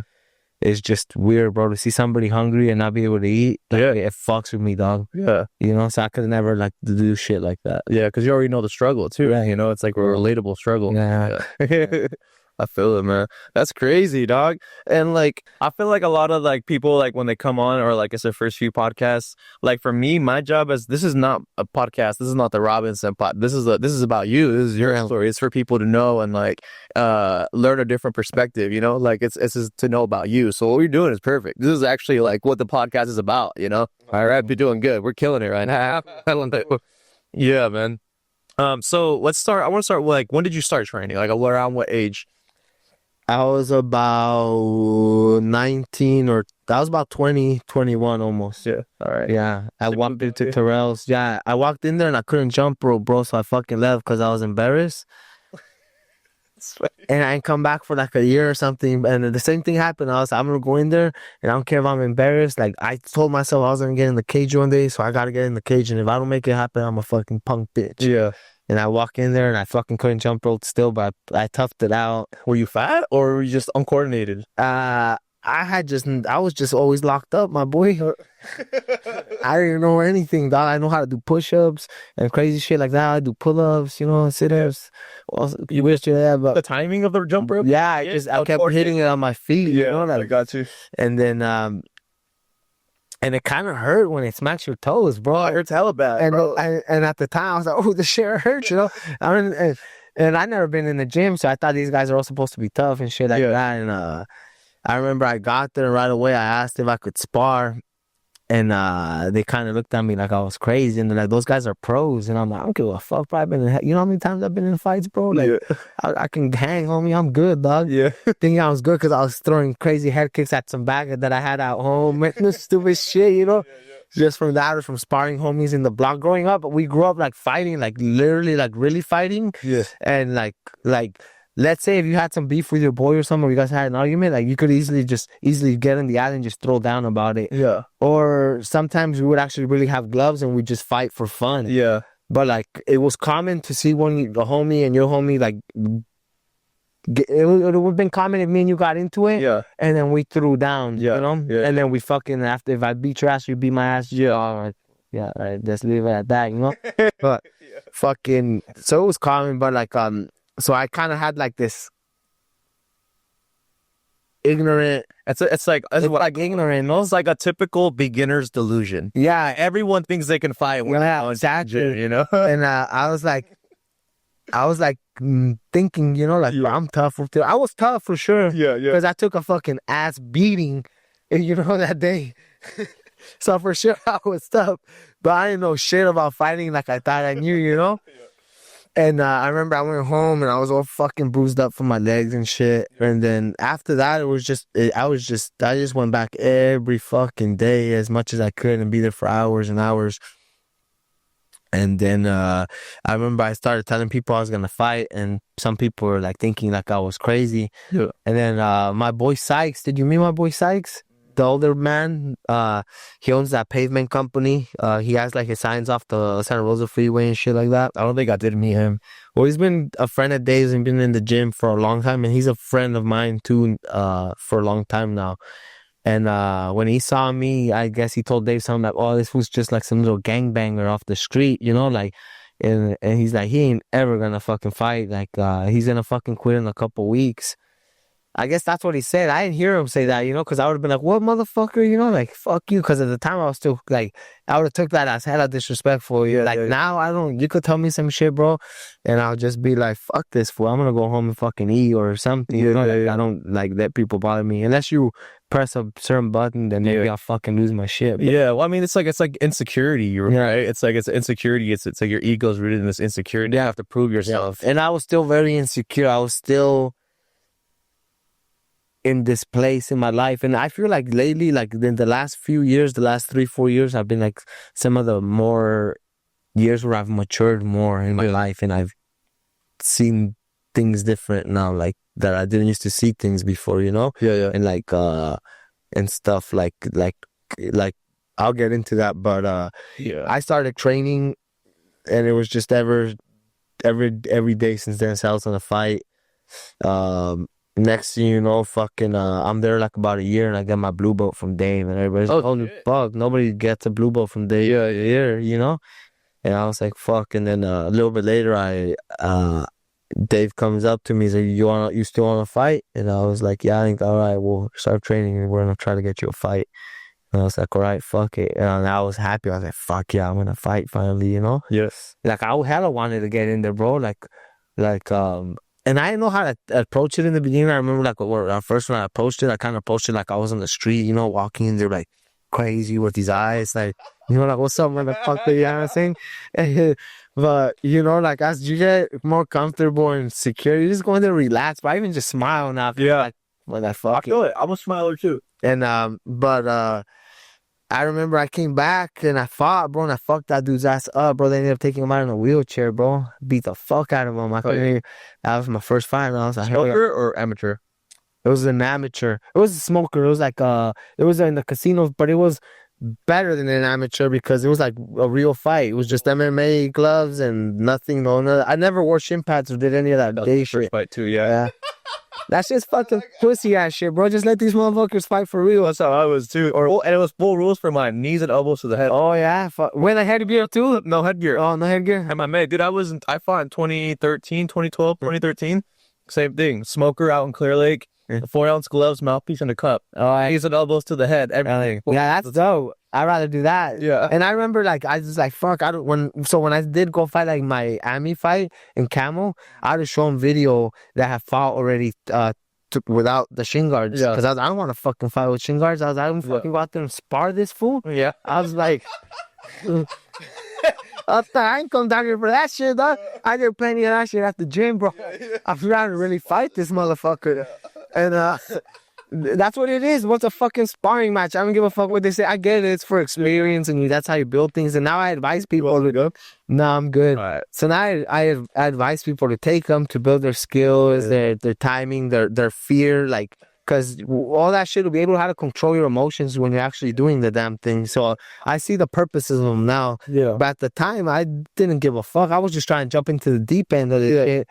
And like I said, and try to rush things again, because now I'm not like thinking anymore like, oh, the gang shit, or I gotta be in fucking here to be providing for my family. Yeah. Now I'm thinking I gotta fuck these fools up in the cage so I get on TV, get a belt, and then I fucking be able to change my family's life. And then again, you know, I'm thinking again like, oh, I gotta, how I'm gonna, so, and in a way I'm in it for the wrong reason. Yeah. Because I'm like, but I feel like a lot of the guys always, that's deep down inside, they want to change their family's life, you know? You'd be a stupid motherfucker now to want that, but everybody's different. No, for sure. Dude, I've told you, like, I put it very transparent out there. It's like, this is my one thing that I'm doing. You see my car? That's a piece of shit. You know, I barely have any money. Like, I gave up everything, which is a lot of people's stories.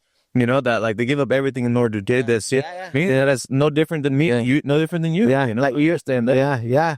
And as I'm like where was that at? I was saying like you were trying to, like, there's some people out there who are trying to change you were trying to change like you're like, I'm gonna get a belt, I'm gonna get on TV. Yeah. I was trying to change my, like, to me it was never ever like I wanted to be famous. That has never been a thing. And now that I know enough people that are famous, and I'm close to like my homie Raul that is super fucking famous, bro, fuck dog, fuck that shit. I mean, like, it's cool and shit, you know what I'm saying? Like, a lot of cool things come with it, and I'm fucking super happy for him and his family. Yeah. But fuck, bro, I want money, bro. Like the more I think about it now, like, I don't want to fucking be bothered, you know? Like, even with the Hochi Wee shit, like, I mean, people don't bother me like they bother that fool, you know? But like, like some people here and there recognize me, you know, and stuff like that.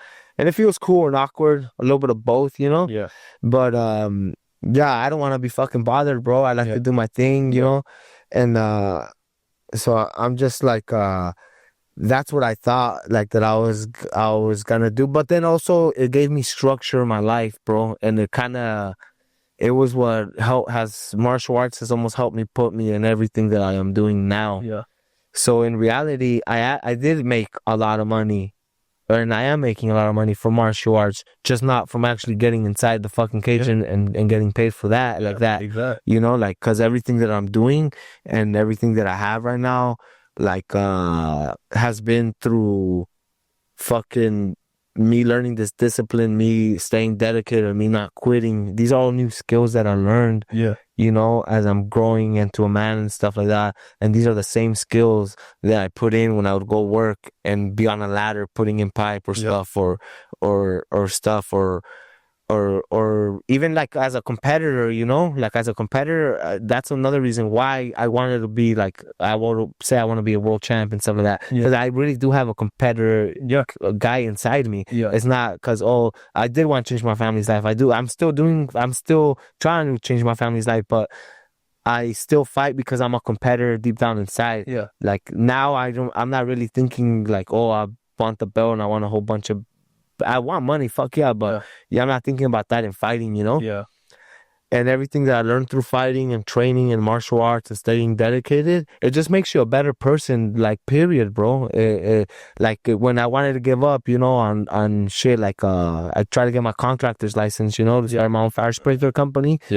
And I kept failing my test, bro. I couldn't pass it, bro. I fucking was pissed, bro. I was mad. And then I just didn't give up, bro. And I didn't quit. And I refused to. And I finally passed it eventually. And stuff like that. Like, and I think everything is just from, like, martial arts, you know? Like, I didn't know how to hold down a job, bro. But learning to show up every day to martial arts, no matter how I felt, whether my body was hurting or not, you gotta show up to work every fucking day, no matter how you're feeling or whatever. Especially if you got a family that depends on you, bills you gotta pay. Yeah. You know, Christmas is, you know, you want to have presents for your kids under the gift, like gifts under the present under the tree. You know what I'm saying? Like that motherfucker said. You know, like you gotta put in the work, bro. No matter about how you're feeling, and some people, and you gotta admire how some people go out there and do it, bro. Like you know, like some people just won't do it because they're not getting the right wage, or because the scene ain't what it is, or because there's an employee there that they don't like, Yep. or because they can't stand the boss and shit like that. And then there's other people out there, bro, like that work fields, that work fucking all these other jobs, like picking food or Yeah. or cleaning up these restaurants and stuff like that. You know what I mean? Like getting paid a little bit of money, bro. But those people, like, yeah, they want more money, but those people don't fucking make excuses. They show up and they work, and they know, because they know that no matter how little or how much it is, they gotta go home and they gotta provide that at the house and share it with the family, bro. Yeah. And that's really what life is about, bro. Like everybody's just trying to survive, and you know. So like as I was saying earlier, use martial arts as a tool for personal growth, you know. exactly, yeah, that's exactly what I'm getting at. And if it wasn't for martial arts, like I wouldn't be where I'm at today. Like with the chiwiwi shit, that shit's a fucking word I made up in Junahan, and it went crazy, you know, with the whole me getting my contractor's license, you know, and me trying to take over this company. I was trying to work for this guy for over like 12 years. So finally he's fucking closing the shop and leaving, you know? Yeah. Finally, after all these years, like fuck. But you know, being patient and shit like that, riding the waves, you know what I'm saying? Like my phone's been blowing up lately, you know, over him sending out an email saying he's closing the doors and shit. So that's good for me, dog. He's sending you business now. Yeah, and stuff, you know, and yeah, so it's kind of it's crazy like how it all went, and like and we talked about that too when I first started working with him. I told him like, oh fucking like I also told him, like when I told my coach that I want to fight, I told him one day like if you retire, I'm gonna own this place, or I'm gonna have my own shit, you know, like I'm not gonna work for you forever. Because he told me like, oh, one day it'll be nice if you're down here 15 years down the line and you were talking about how you've been working with me and you got a mortgage, this and that. I was like, hell no, homie. I was like, in that long, dog, like I'm either gonna own this bitch or like I'm gonna have my own, you know. And that long. but like, cause in my head also it was I feel like the competitor in me also wants to be the guy. Yeah. Like I like the problems. I like to solve shit. I like to say how we're gonna do things. Yeah.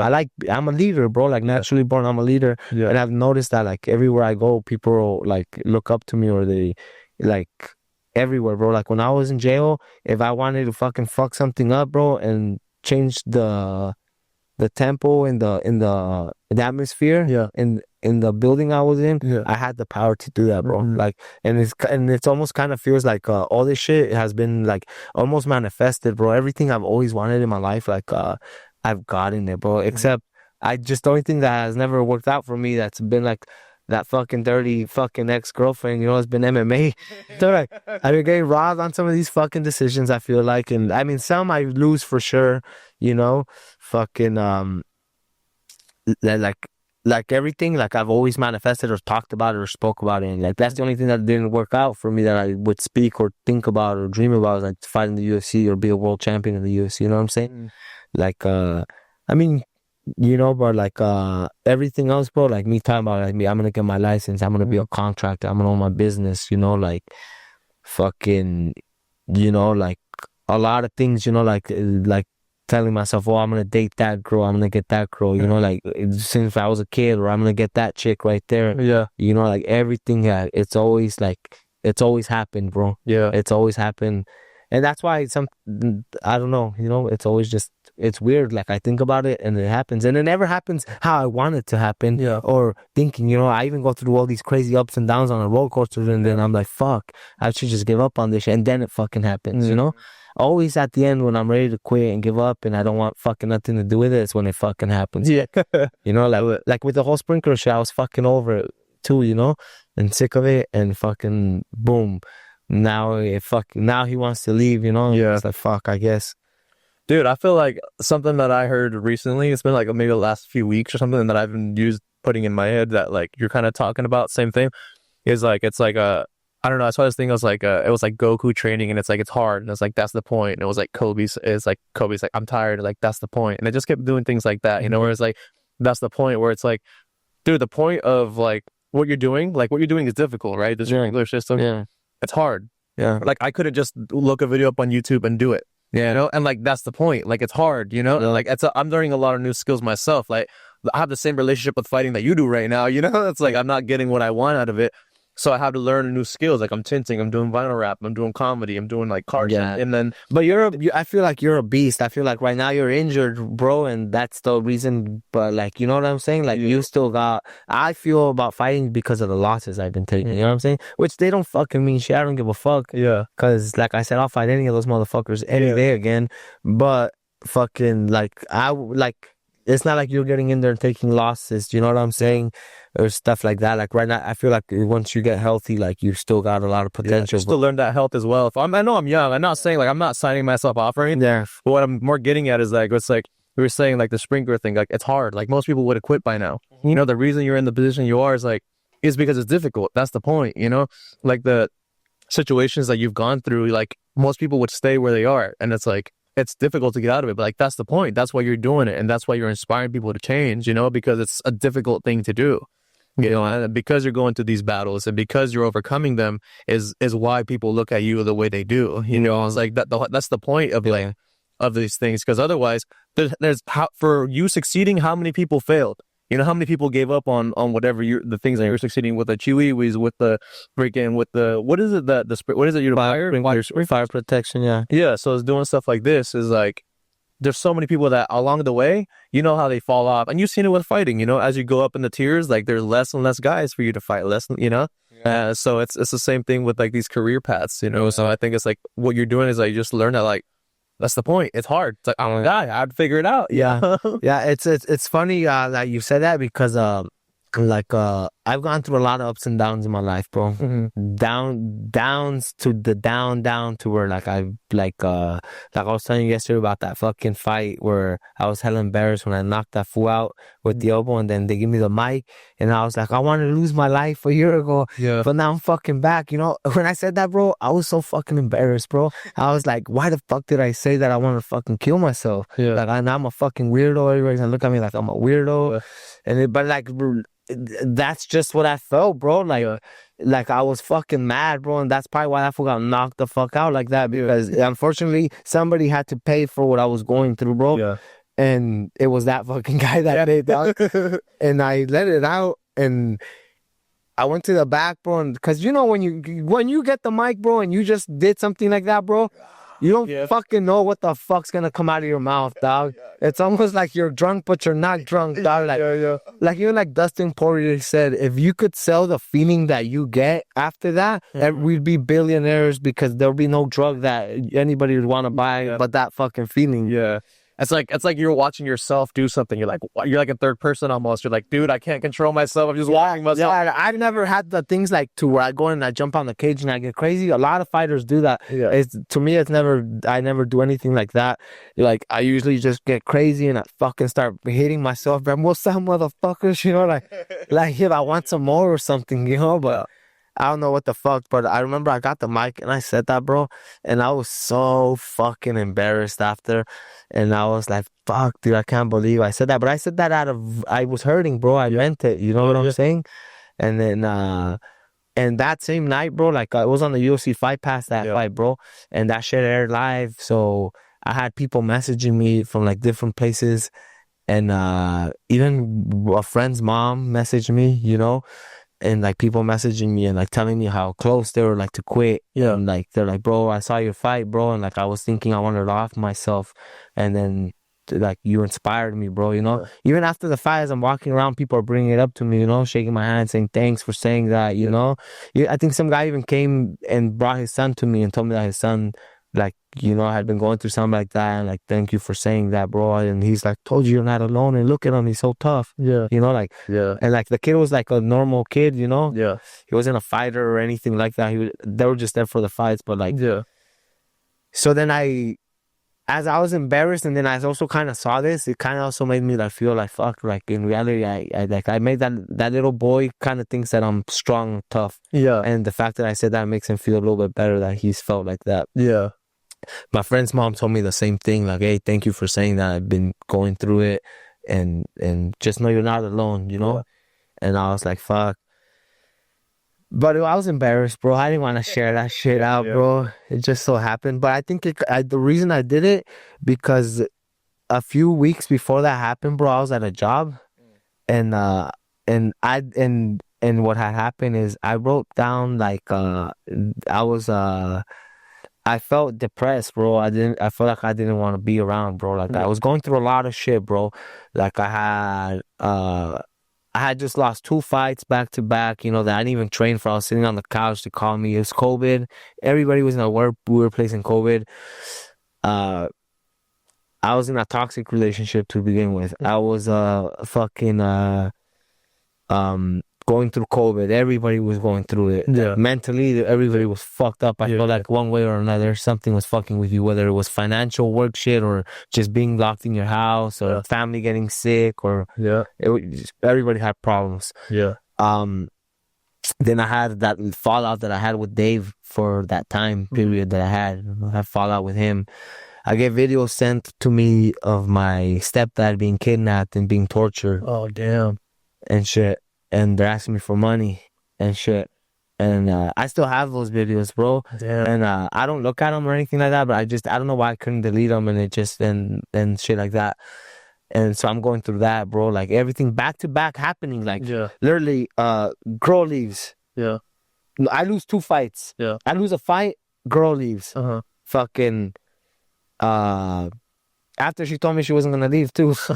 She leaves after fucking I lose a fight, girl leaves, fucking I take another fight, fucking I take another fight just sitting on the couch, I fucking lose. Yeah. I'm fucking depressed as fuck about it. Now 2 back-to-back losses. Yeah. Fucking a couple weeks later after that, or a month later after that, fucking get the videos, Yeah. fucking dad being tortured, fucking asking for ransom, and then they send them to my little sister, they send them to everybody, and they're sending them from his Facebook, so they had his phone. Oh, that's great. And they're sending them, and then we called the police, and the police just said like, my sister did. They just said that they don't do shit, they just turn that type of shit over to the FBI, but they're like, don't send no money, more than likely he's dead, and they've got a bunch of different videos, and they're gonna try to get all the money they can from you, and then eventually we'll find the body, or we won't ever find it, you'll never hear from him. And we never heard from him again, bro. I've talked to him, nothing, nobody. Finally they called one day and asking for money, and I picked up the phone, and I was like, motherfucker, I felt bad, bro, but I was like, that fool wasn't even here for me, homie. You think I'm gonna give you money for him? That fool didn't care. That fool never went to go see me in jail. And I was like, and these fucking videos you guys are sending me, I was like, I get excited, like that shit pumps me up, but I just said it so they could leave us the fuck alone, Like I was just like, and I was like, you guys are a bunch of fucking pussies, dog. I was like, and if I was there, I'd fucking be doing that for more. I'll be helping you guys, because that fucking fool's a piece of shit. I just wanted them to think that nobody loved them or cared about them, and that they were gonna get nothing from us, so they're just wasting their time. And then I was just like, I was like, fuck you motherfuckers. I was like, like fucking, if I was there, I'd get them, and I'd get you motherfuckers myself just for for fucking bugging me. Yeah.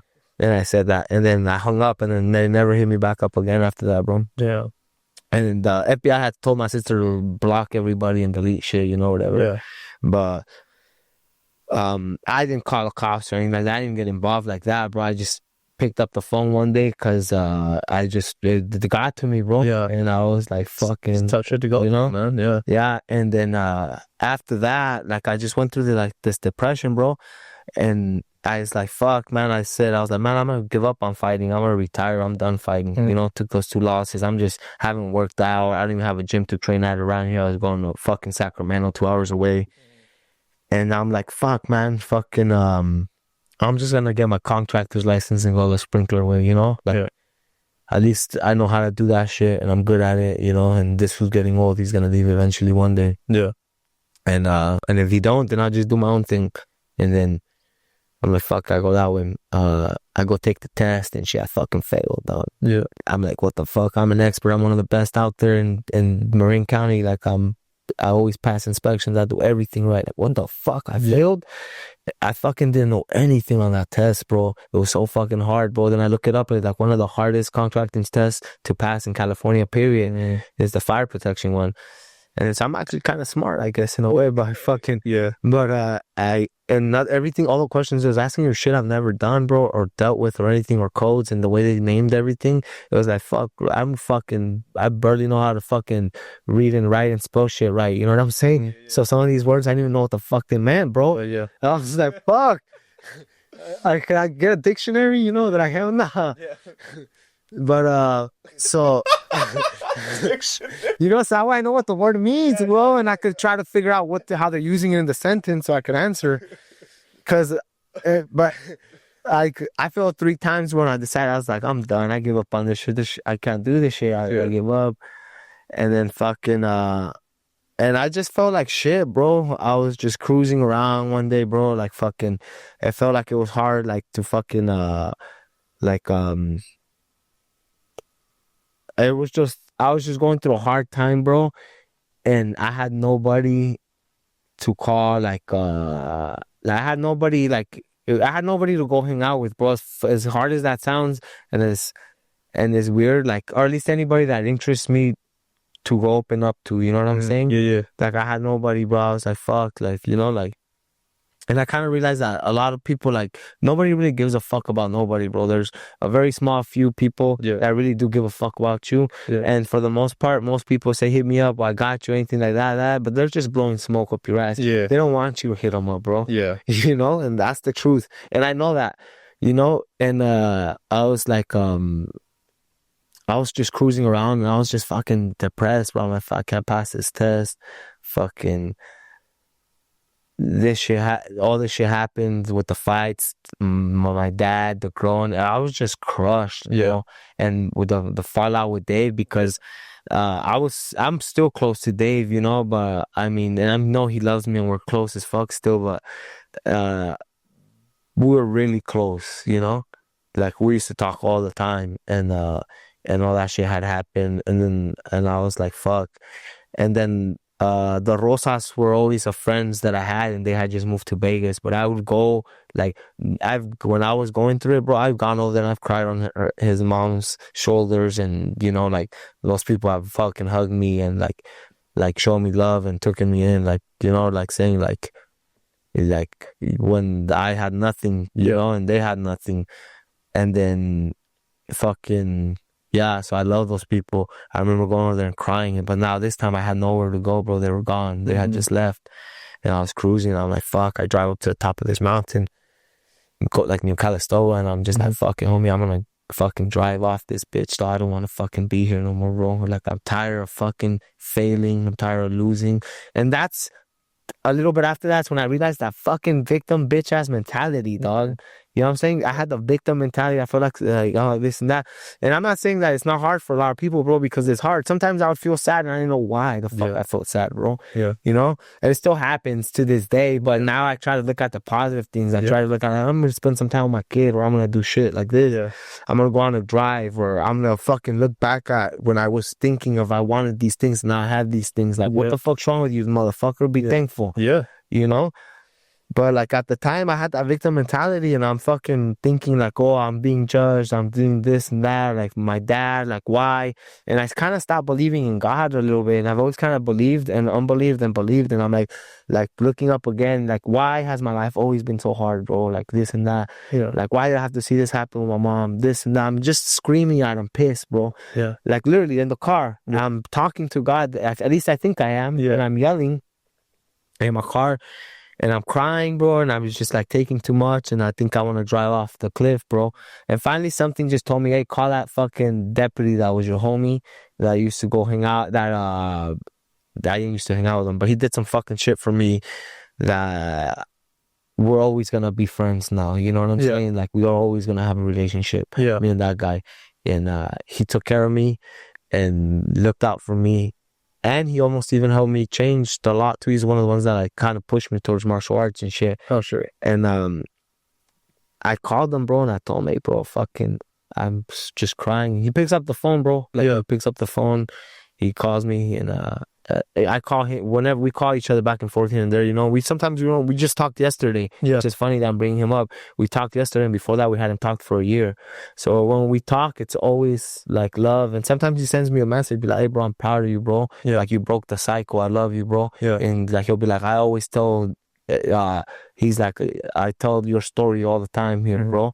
Like to try to give, because he still works there, you know. Yeah. He actually just retired. He told me that yesterday, but he'll tell me shit like that, and fucking, I called him, bro. And I remember when I left, he told me, hey, bro, if you ever need something, like, call me. And he told me, you're gonna make it. Like, you're different than everybody else, bro. You're smart and shit like that. And he gave me his fucking number and shit like that. And I kept in contact with him. And that day, I just fucking called him, bro. And I started telling him, hey, bro, I want to die, this and that, and I'm fucking crying. And he tells me, do me a favor, bro. Just don't die today. Just get through today, you know? Yeah. Just get through today. And if tomorrow you feel the same way, then you know, you do what you gotta do, you know? But just today, don't do it, bro. Just go home, write down things that you're thankful for, you know, blessings, count your blessings, you know? Look back at your life, you know, look at where you're at. And then he was like, and then on another list, bro, another piece of paper, I want you to write what you're feeling, you know, describe everything you're telling me right now. I want you to write it down. And then on the other side, I want you to write down a couple of goals on there, bro. And that's, so I wrote down goals that I wanted to get my license, you know, that I wanted to win some fights by highlight, like I need to get back in the cage and win a couple fights. I want to become, I want to own my own business. And then I remember I was like, I always wanted one of those Rams, you know? Yeah. I was like, you're going to get yourself a Ram. And if you can't get the Ram, try to get the Lexus. I told myself, I wrote it on paper, but I still got the paper all crumpled up at home and I'm never going to throw it away. I should actually frame it and put it next to my contractor's license. Yeah. You know? Yeah, you should. And I wrote that shit down, bro. I was like, I want to win the fight by highlight, either knockout or submission. I want to get my contractor's license. And I want to fucking have either a Ram or a Lexus, you know? Yeah. And sure enough, I wrote that down that day and everything, bro. I went about my life. I forgot that I wrote that down, bro. I went about my life and kept working, kept doing my thing. And I didn't notice that I passed the test. I didn't notice that I fucking went and got me the truck. I didn't notice that I went and got a car and then I got another one, you know? I didn't notice any of that, bro. It just was happening as it was happening, and I'm just working and doing my thing, and I'm getting excited as it's happening. Don't get me wrong. I'm like, hell yeah, fuck yeah. Yeah. So this, you look at my bank account, I'm like, fuck yeah, I got some feria. You know? I was like, well, happy, you know? I'm like, hell yeah, homie. I was like, I could eat some steaks today, my boy. And I got a pit bull, bro. That pit bull, I love her so much. She was like she got me through a lot, bro. Yeah. And we're hella close. That dog, we're tight, bro. My dog. So, and she was dying when I saved her, bro. Yeah. And I told her, like, if you get through this with me, bitch, we're gonna eat fucking steaks, you know? So that's why when you see me posting that, like, deep down inside, it's like a promise that I'm keeping to her, bro. Like, nobody knows it, but I know it. Yeah. And maybe she might not understand nothing, but I know, like, I told her, I'm going through it right now, and you gotta. Yeah, and she was almost dying. I would take her to the bed and shit. And I was like, if you get through this, you know, because she was a puppy and we saved her, like, from living in her shit and her piss and everything, bro. Like, so I was like, the vet told me that there was a chance she was probably going to pass away too, you know? Yeah. And she didn't pass away, bro. And I remember I told her, like, if you fucking... My homie was there, Armando, the karate fool. I don't know if you know him. He was a pro fighter, but... He was there, and then I was like, if you get through this with me, bro, I promise you we're gonna fucking eat steaks, you know? That's sick. And then fucking, that was like, oh, bro, I heard you, don't hold you to it. Yeah. And he was like, you better make it, Gracie, because this motherfucker's not lying. He's for real. Yeah. You know? Yeah. And he was like, fucking dog's gonna be living better than me. Yeah. And he is like, if he fucks around, he's like, can I be your dog, bro? And I'm just like, Yeah, I remember you telling me that, bro. I know. I remember you telling me that story too. I was actually gonna ask it, so I'm glad you're telling it. yeah. Actually, Yeah, so I thought that, right? And so the dog got me I wrote that down. I got the dog, bro. I got the dog was the first thing I got. Mm. Like after that, and then everything else started happening after I got the dog, bro. Yeah, And after that, I wasn't looking for nobody or anything like that. Like I was just like happy of like just training, spending time with my kid. Like I will kind of realize how much time I lost. Also, like chasing the dream, trying to fucking level up, bro. And it's like you never get those moments back, yeah, bro. And it's like, and it's so hard because it's like you either gotta fucking be there and love them and be everything for them, and then have to live in poverty to barely get by, or you kind of have to love them as much as you can, give them all the attention you can, but really be missing a lot yep, because you're trying to fucking provide the life that you didn't have, yeah, the shit you didn't have, so she doesn't have to get put in situations where she has to make choices that none of them benefit her. yeah, You know what I'm yeah, saying? Like all this. So I was like, fuck. I uh I just kept working, doing my thing, and then a little bit before I knocked the foot out in the fight, I'm at this job site and I'm looking down and I'm like doing a bid, drawing some plans at the job site, how we're gonna run pipe and stuff like that. yeah, And I'm sitting in the truck right there, and then I look down to my pencil broke, bro. mm, And I didn't have no sharpener or nothing like that. And I'm like, fuck. And I use like these red pencils and shit yeah, to mark shit. So I was like, fuck. So I open my bag, bro. And I'm on the phone too with somebody. I open up my bag and I reach inside my bag in my lunch bag. And inside my lunch bag, I didn't notice, but the paper was all crumpled up, And I pulled out the paper and it had already been, I don't know if it had been 2 years or a year. I'm not sure. I have to look back at the day. I think it had been 2 years, but on the exact fucking date, bro. And that's when I realized that God has my back and that I wanted to get baptized and shit like that. That moment, and it took me a while to get baptized, but at that moment, like, there's no way, bro, I started crying, bro. Like when that happened, I went up and I grabbed it and I'm on the phone. Hey, bro, let me call you back. And I hung up and I opened the paper and then I read it and I read how I was feeling that day, bro. And I still have the paper, but I start reading it and everything. And then I turn around and I just started crying. I'm like, fuck, bro. Like, I did it. yeah, I fucking did it, dog. And like, yeah, and it just kind of hit me like, fuck, like that I wanted to go, yeah, And then I was like, fucking crazy. It was crazy. yeah. It was crazy. Like it's not a coincidence. Yeah. And that's when I was like, oh, this is God talking to me, Yeah. Because I put down I had everything on the list and more Yeah. things that I didn't even put on that fucking list, bro. And I was just like, holy fuck. And then I had just knocked out some other food too. Yeah. Like, and then so I had everything. I had knocked out one guy, and then so when I went, so that was right before I fought this guy and I knocked him out with the elbow. Yeah. So that's where all that emotion came from because I was like, I didn't tell everybody, hey, this is what I got going on. Yeah. But I was proud of myself. Yeah. Like, this is the second motherfucker I highlighted in a row. And I fucking accomplished everything else that I wrote on that list. Yeah. So my journey could have been over right there probably in the game, but I'm still crazy motherfucker. It's a good ass movie right there, bro. You know what I mean? It's that Cinderella Man shit, But it was crazy, and the reason why I even got back in the cage, because I was done fighting, bro. When Raul got announced that he was gonna be the youngest UFC fighter. Yeah, when he made it to the UFC, he told me, he's like, come on, bro, you could still do it, bro. He's like, you could still beat a lot of the guys here, like you really can. Yeah. He's like, you just really gotta put your mind to it, bro. Yeah.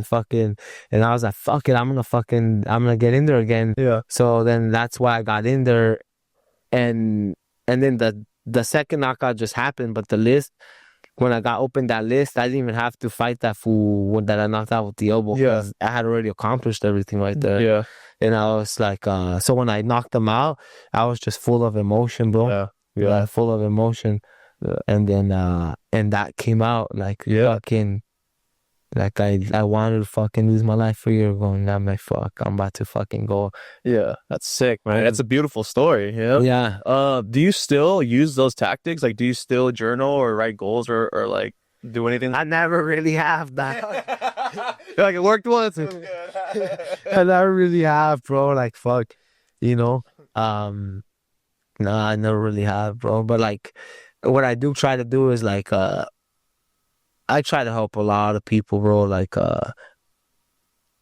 Like sometimes I be fucking taking on problems that aren't even my fucking problems, you Yeah. know? Like, it's like, fuck, I gotta worry just about me sometimes. Yeah, yeah. Selfish, bro, but I don't know, bro. There's just something in my heart, bro. Like, and when I care about somebody, bro, or like if I love you or I care about you, man, fuck, like, I got you. I'm gonna fucking probably always love you. And fucking, if someone tries to hurt you or something, like, Yeah. you know, so like sometimes, like, I got like, yeah, I be taking on problems and I'm like, fuck. Yeah, yeah. I get it. Yeah, I've been there myself, dude. It's like learning to choose your battles, you know? Yeah, It's like you can fight a lot, but it's like you can't fight everybody's battle for them too. You know? exactly. You know, like you could lead people to the water, but you can't fucking make them drink, or like, Exactly. or I could, like, I like, like, like you could bring somebody, like, I brought you to the water, motherfucker. I'm not gonna bring you the boat too, fool. You know Yeah. what I'm saying? Yeah. Like, your ass better pick up a hammer and help me build it. Yeah. You know, if you want to get on. Yeah. Here's the material, dude. Yeah, you know, but yeah, at the end of the day, bro, I feel blessed to honestly be where I'm at. Like, Yeah.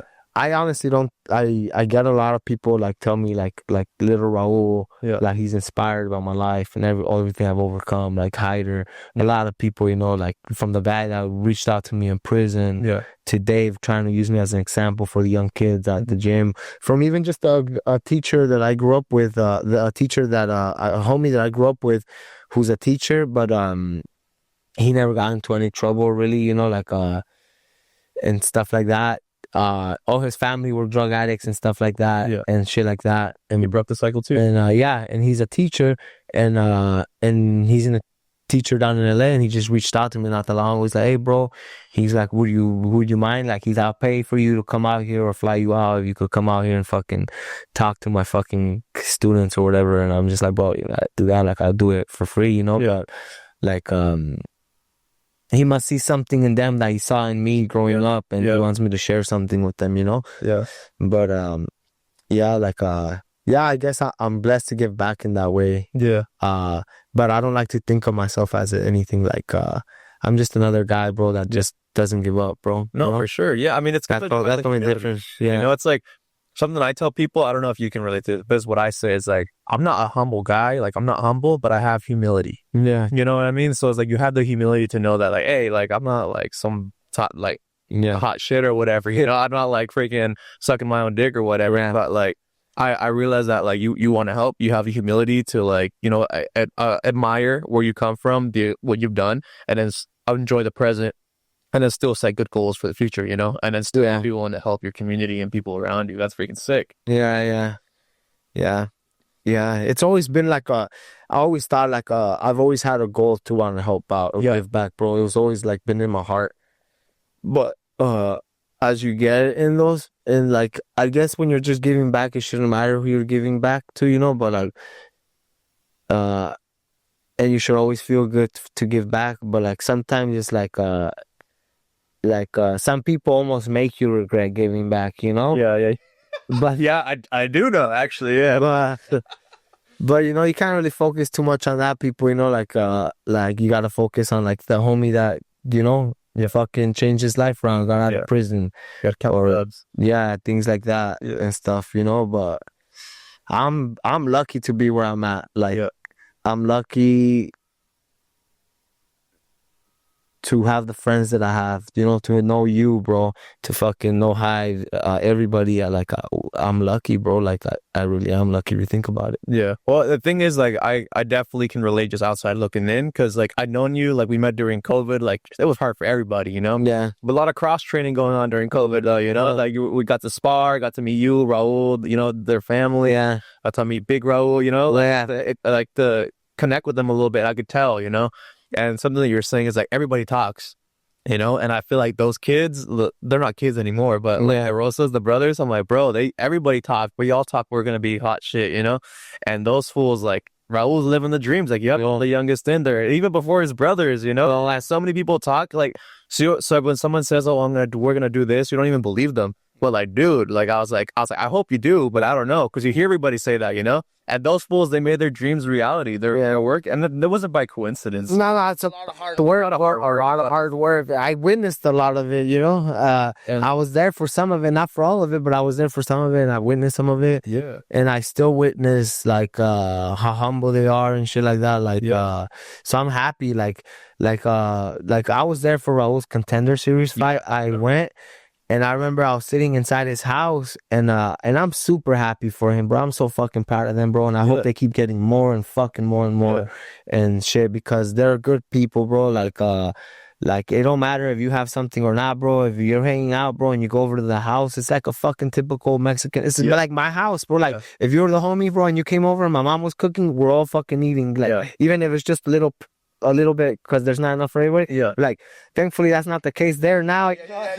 There's plenty, but like everybody's eating, bro. It's all love. Like, it's all respect. It's no one ever trying to fucking one up anybody or any jealousy, like between anybody. Like, oh, this fool's here, I'm not, or anything like that. Or he got there before, or he's making all like never no jealousy between any of them, any of us, or anything like that. And it's like really actually motherfuckers get happy. Yeah. You know, like, oh, my bro got this, or I did this or that. Like there's really actual true joy and happiness, and it's like I've never experienced anything like that in my life, bro. Like most of the time I've always been hated on, or people have been jealous of me, or you get let down, or I've gotten let down a lot of times, you know, disappointed or shit like that, or it gets too hard and motherfuckers quit, you know. Those fuckers have been with me and like as a friend and like family with me, like through thick and thin. Like I said, I've cried on their shoulders, you know, like they've seen me down, they've seen me up.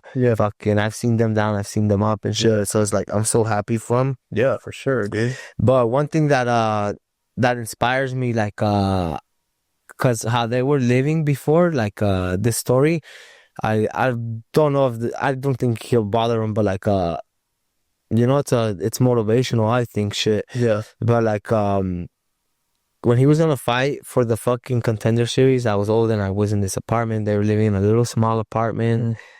I don't think they had any beds, bro. They had no kitchen table, no fucking couch, you know, nothing. Yeah. And then you know Raquel? Yeah.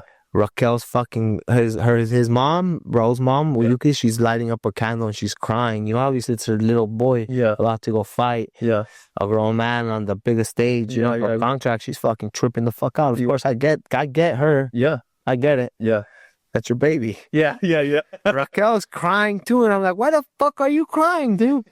And she's like, I don't know, like he's gonna fight a fucking grown ass man. Like this grown man is gonna try to hurt him for his dream, this and that. Yeah. And I was like, I'm not even sweating it. I'm fucking, I'm glad I came right now. Yeah. I'm glad I'm here right now because, like, you look around this motherfucker. Yeah. You see this? This makes me feel confident. Yeah. This makes me feel good. And she's like, what? And I was like, do you see a fucking couch? Yeah. Do you see a fucking bed? Yeah. Do you see a table? I was like, you best believe that this fool's in there for a fucking reason. You know what I'm saying? Like, there's a fucking chip on his shoulder, and I'm not fucking swearing it. Like, my boy's gonna get this shit. Like, I was pumped up, full feeling like looking at this situation, like I knew his why and his reason. Yeah. You know what I'm saying? Yeah. And fucking she starts crying even more, and I'm like, what the fuck, dude? Why are you crying? And she's all like, he said the first thing he's gonna buy his mom when he gets paid is a couch. Yeah. And sure enough, it kind of went by quick after that, bro. Yeah. Next thing you know, I'll go back to Vegas. My boy's living in a fucking 2-story house. Nice. A big ass house and a nice ass fucking nice fucking just good, you know. Yeah. Like, so I'm just like, fuck, all right. And they got a table and a couch and everything. Yeah. And a bigger house. Yeah. And a house. It wasn't even, they were in an apartment, a 2-story big house, you know. Nice. Fuck yeah. Hell yeah. So like, for me, like, to see that and to see that, bro. Yeah. Like, to me, that brought joy to my heart. Like, that shit made me happy, dog. Yeah. Like, never any thought on, like, oh, like, no jealousy, no nothing, bro. Nothing but joy, bro. Yeah. And like happiness, and for all of them, you know? Because you got good energy going into it. I've seen you interacting with them, you know? Yeah, and not only that, on top of that, inspired by it, bro. You know what I'm saying? Like, hell yeah, fuck yeah, bro. Bro, if you don't like to see a story like that and see somebody win from you, you're a fucking hater. I mean, you should get your ass whooped, period. Oh, sure. 100%. You know what I'm saying? 100%. If you can. And then, like, So then, like, when that happened, it made me kind of like happy for him and shit. And then the whole Chihuahua shit, that shit just went crazy, which no plan or nothing, but dude's doing his thing. And when another reminder that I had of him, I've known Raul for a long time. He couldn't even corner me at one of my fights because he was too young, and so Jesse, I was gonna have him corner me and Jesse, and so I had Big Raul and Jesse corner me because little Raul couldn't corner me. So I've known them for a while. I remember going to LA to do fucking tournaments, and my boy winning the tournament, bro. And this shit's what it's about, like dog, like fucking, like the parents sacrificing so much for them, and then my boy going over there and winning the tournament, and coming back and getting the mom the championship, whatever it was, $2,000 or whatever. He says, "Here, mom, we could pay the rent." I'm like, fuck, dude. Like, what kid? What fucking 16? He was like 16 or 15 when that happened too. Sure. And I was like, fuck, like, and I was like, that's fucking dope. Like, and then we would cruise usually to LA or wherever we would go. He'd always dip with me, so we'd talk. So we'd hella interacted a lot, and I'd always felt like, even though he was a lot younger than me, I always felt like I was talking to one of my homies from the hood, bro. Like the way we think or thought, even though he was a young buck, it was the same way, like the same kind of morals and type of shit, it forces you to grow when you're in situations like that. You had to grow up quick. You had to grow up quick. I had to grow. You know what I mean? These life situations, force us to grow up. But I always felt like I was like hella like tight with him, and we would fuck around a lot. We've always fucked around, joking on each other, pranking each other all the time. We fucked up shit to each other and laughing at each other about it. And I remember always fucking going up to him and I'll be like, "Hey, what's up, homie? You got any fucking pussy yet or what, dog?" And I'm like, "You fucking dipped your dick into anything here?" And he'll just like look down at the ground, like, cause he got no pussy yet. And he'll be like, "Nah." Like, and I'll be like, "Boy, you gotta get some pussy." What to do? Fucking with him, just bust his nuts, And then finally, one day he responded to me, bro, and he meant it, bro. He was serious. He was locked in, bro. I told him, I was like, I fucked around with him again. So, what's up? We still got no pussy? You still a virgin? And he's like, "Nah, bro." He straight up told me, he's like, "Nah, bro. Yeah, I'm still a virgin." He's like, "I don't care about pussy. I'm trying to be the best in the world. That's all I'm focused on."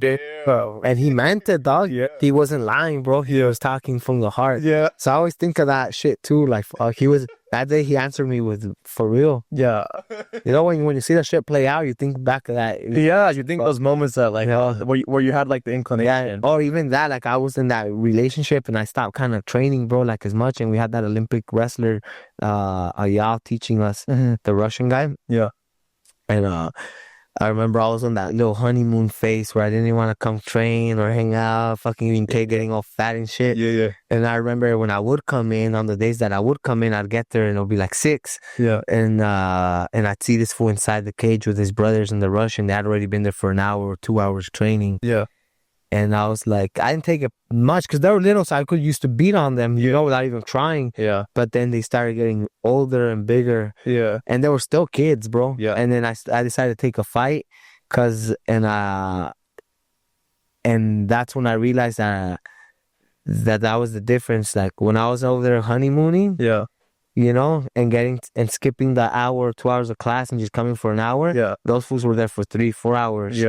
And then they Shark Tanked me and they gave me rounds. And I went in there thinking like, I'm gonna fucking beat these fools up like I always do. And they beat the fuck out of me, dog.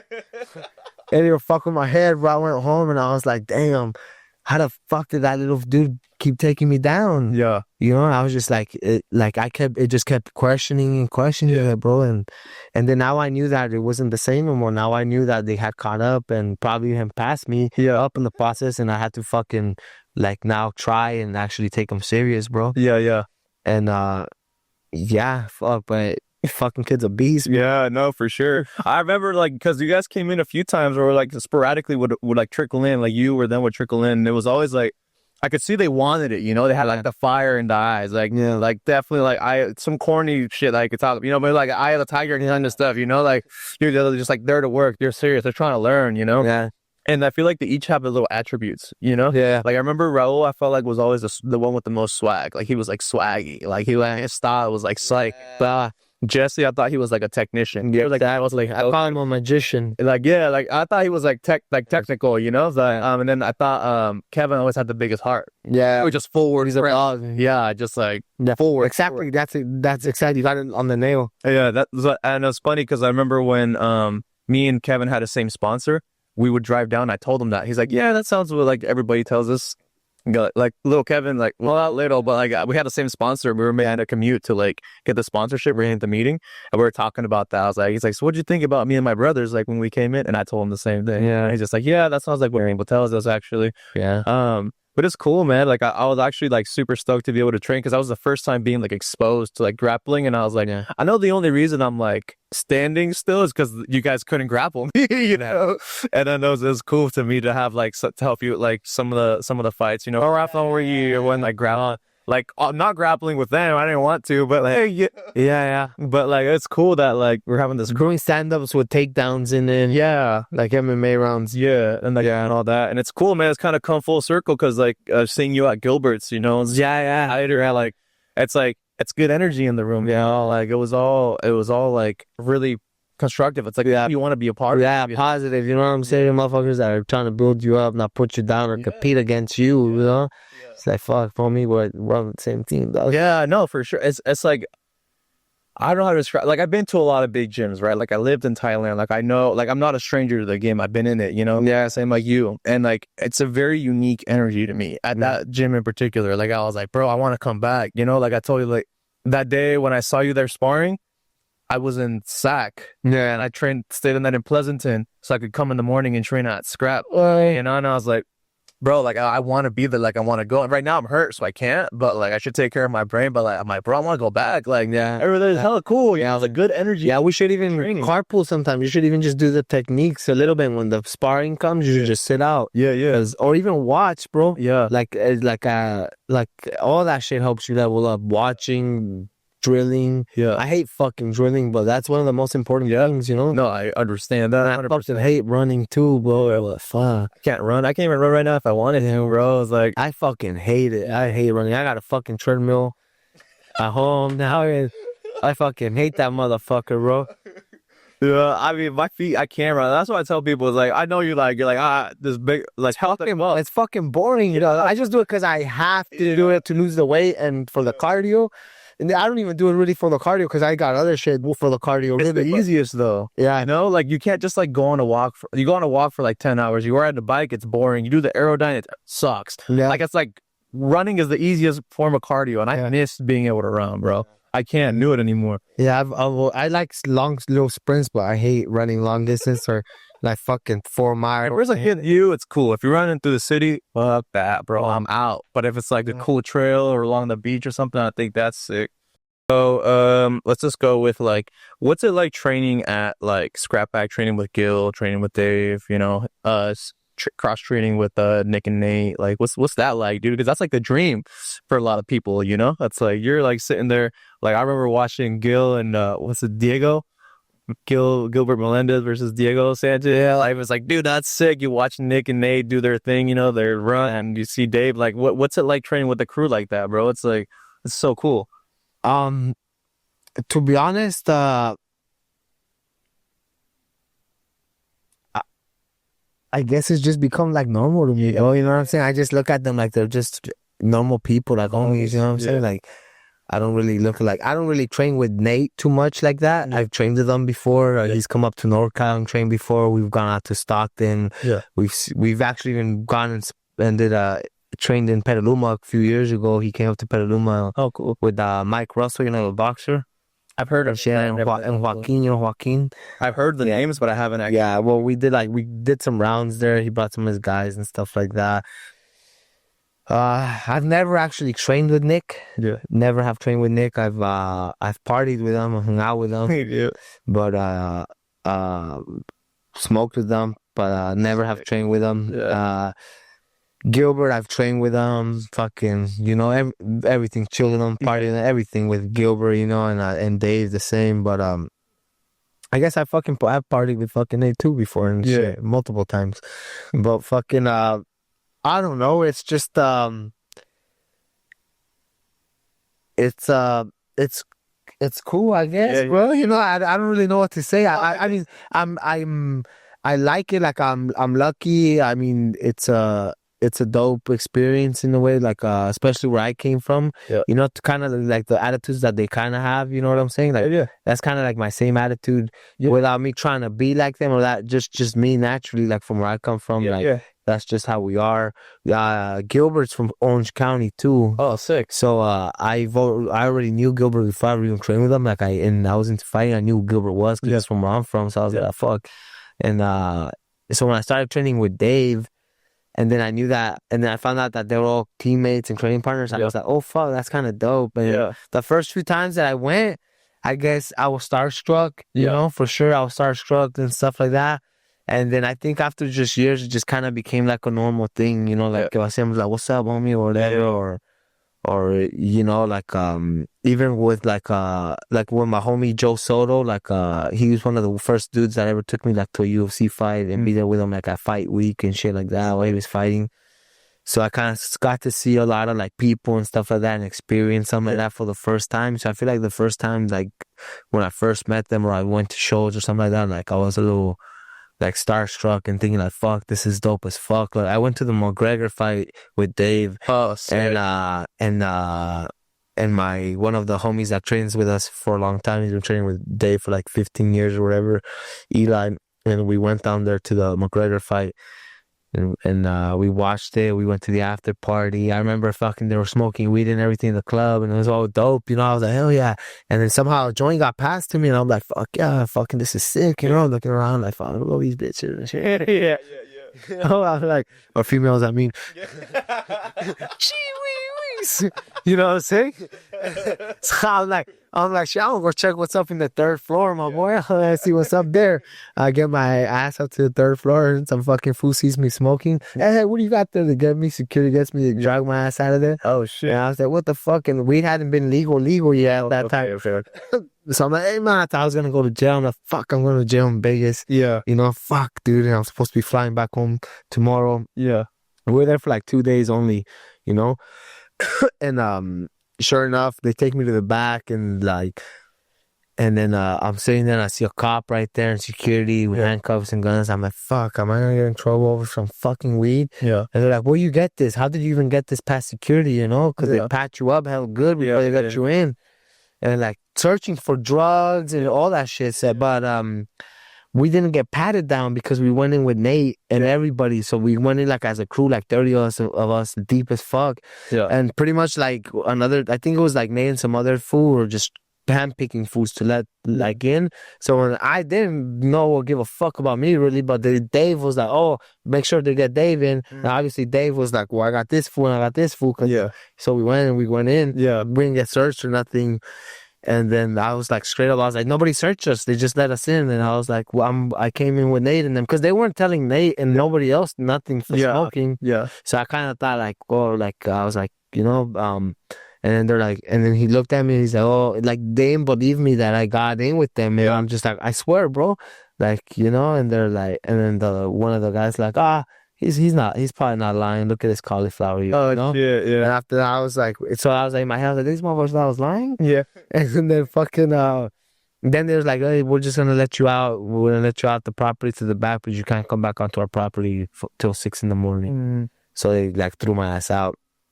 Then I just left and shit. But like, that was like the very first time I had like officially like met Nate. Yeah. Like Nick. That's sick, dude. Like I remember this is years ago, bro. Probably like 8-9 years ago when they were still had Junction on doing the Muay Thai at El Nino. The other location. Yeah. I went and I remember I saw Gilbert and I got nervous. I didn't even talk to him or nothing. I just saw that he was there. I was like, dude, what the heck? And that's Gilbert Melendez. And then I went the last time, like earlier this year when I went, and I had to fill out the waiver. And he's like, yeah, you filled out a waiver? I was like, no. And I'm just like talking to him and I'm like stuttering over my words like that. And he's like, yeah, so he's like, you enjoying training here? And I'm like, yeah, man, thank you. I'm like, I didn't really like know what to say because I'm filling out the waiver. Yeah. So I'm like stuttering también, and then I'm like, he's like, so how's your fight career been going? He's just like hella nice, right? Yeah, It's like, he's a positive dude. He's cool. Like I like Gil. Even after that flood that just happened with them, like I mean, yeah, you didn't see the roof caved in when it was raining hella hard and it flooded the place. I actually feel bad that I haven't reached out to him to see if I could help out in any way more or something. Like it was just when it happened. It was like a day or two before my fight, and then like the week after your fight, week and a half, you're always fucking sore. No matter if you're fucking him up or he was fucking you up, like your body hurts. And my hand and my shin on this leg were fucked up, bro. yeah, I went right back to training after. I went right to strength conditioning, rolling, and training. And people would just barely touch my shin like that, or fucking be like, they were going. I was like, but nah, I didn't say no chihuihuis to that, my boy. No, they were saying, Yeah, that's what I'm saying. They're like, we got chihuihuis now. But other than that, fucking yeah, it felt those times were definitely dope. I remember when I first met Gilbert too, I was a little starstruck and shit like that, and stuff. But like after this, fucking been over 10 years, bro. Like that's cool. it's been over 10 years. So like now, like, and I've been through all these ups and downs in life, and and and stuff. But I just feel when you just grind with somebody too, or you just put in work, or alongside somebody, or you see guys, that are grinding next to you, kind of like, being coached by Gilbert or Dave, grinding with them, or like now, like the newer people like Hyder and Raul that are the guys that are in my circle that are doing their thing, um, it kind of just it almost just like becomes normal. I feel like you just kind of like you get happy from, and you kind of almost like just appreciate their process too in a way. You can learn from their process in a way. But I'm just thankful that I even got that type of caliber of training partners. To be honest, I'm lucky in a way. And it's most people's dream team, bro. Like so many people want to train. Like how many motherfuckers you see on the internet that are trying to like, oh man, I wish I could like meet them, And they're just like the homies too, Yeah. And like I actually just answered my own question when I asked you. You're like, it's cool because they're my homies, and I was like, well, if you didn't like training with them, or if it wasn't cool, you wouldn't still be at those gyms. You would still be running with that circuit, So I guess I was like, they gotta be dope, Yeah. I mean, the last time I think I hung out with Nate was when Chihuihuis went crazy. The night that Chihuihuis blew up, Dave had a show and Nate came out, so we hung out. That time I think we were just smoking outside in the front. Then Dave had a little upstairs like private booth and shit. So it was Dave, Gilbert, Nate, and a couple of the other OGs that are black belts from the team with Gil and Nate and stuff. So it was kind of dope. And I was kind of embarrassed at the time because the Chihuihuis had just gone crazy. Yeah. So I was like, fuck, I don't fucking I kind of thought it sounded weird at first, like like I was a little insecure of it, But I think that's the last time I saw Nate. Oh no. At the fight night, we hung out again. We partied after the fight night too, and he goes up to you. He's like, I don't know. He hasn't said that. Sure, he don't say it. I think, or he probably don't even fuck with it. He probably sounds corny to him, But Gilbert fucks with it, like Gilbert fucks with it. Gilbert be saying it to me, like he'll be like, oh, the Chihuihuis guys here, Yeah.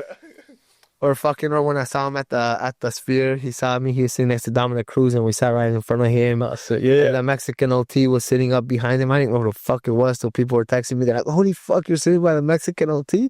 And I was like, "Who the fuck is that guy?" And then I was like, "Oh, I guess I heard his music before. I didn't know who the fuck he was." But no disrespect to him or anything like that. But I just didn't know. He was. I feel like his rise is relatively new at that point. Like, I feel like he went up quick, but like by the time you were sitting around him, he was still like, I feel like he's more established now, but at that point, Yeah, and Chael Sonnen sitting next to us, bro, like fucking, but I remember I walk up and fucking, Gilbert was like, Chihuihuis, and then he tells Dominic Cruz, that's the Chihuihuis guy, or some shit like that, And shit. And Dominic Cruz is one of my favorite fighters of all time, bro. So it was kind of cool. Like I got to meet him, shook his hand and shit. and stuff. Yeah.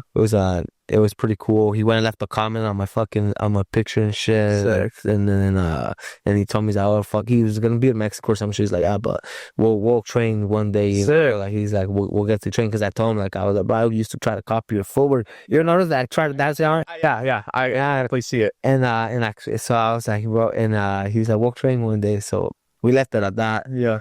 But that was kind of dope, you know, like I think what's been dope is probably like yeah, just being around OGs like that, you know, Yeah. and stuff like that. It's hella sick, bro. Yeah. That's all It's about. hella sick. That's cool. It's cool. I guess I sometimes take it for granted, right? Like, you're right, hella people want to be doing shit like that, and I'm just used to it, that it's like, They know you on a first name basis with them. yeah, If you walk up, they're like, "Hey, what's up, Carlos?" Where like I'll be like, "Bro, if I was around, I don't even know if I could be cool around them." Like, you know what I mean? Like I would be all spat. I could like I would try to be cool, but I wouldn't be. You know, I'd just be like looking hella nervous just because I'm trying to be cool.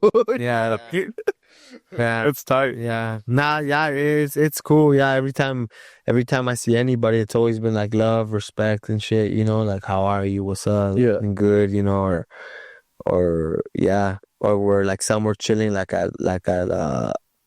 they were partying or something. That everybody's looking out for each other. It's dope. Yeah, that's sick, brother. It's been dope. Thank you for coming on, dude. It's been cool. Nah, I appreciate you having me, bro. At first, I was kind of like, to be honest, this ain't my shit, dog. Like, you know what I'm saying? But like, I'm almost even just doing it because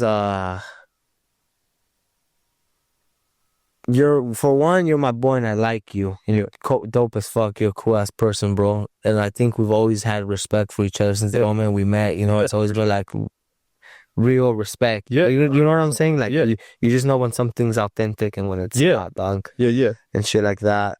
Fucking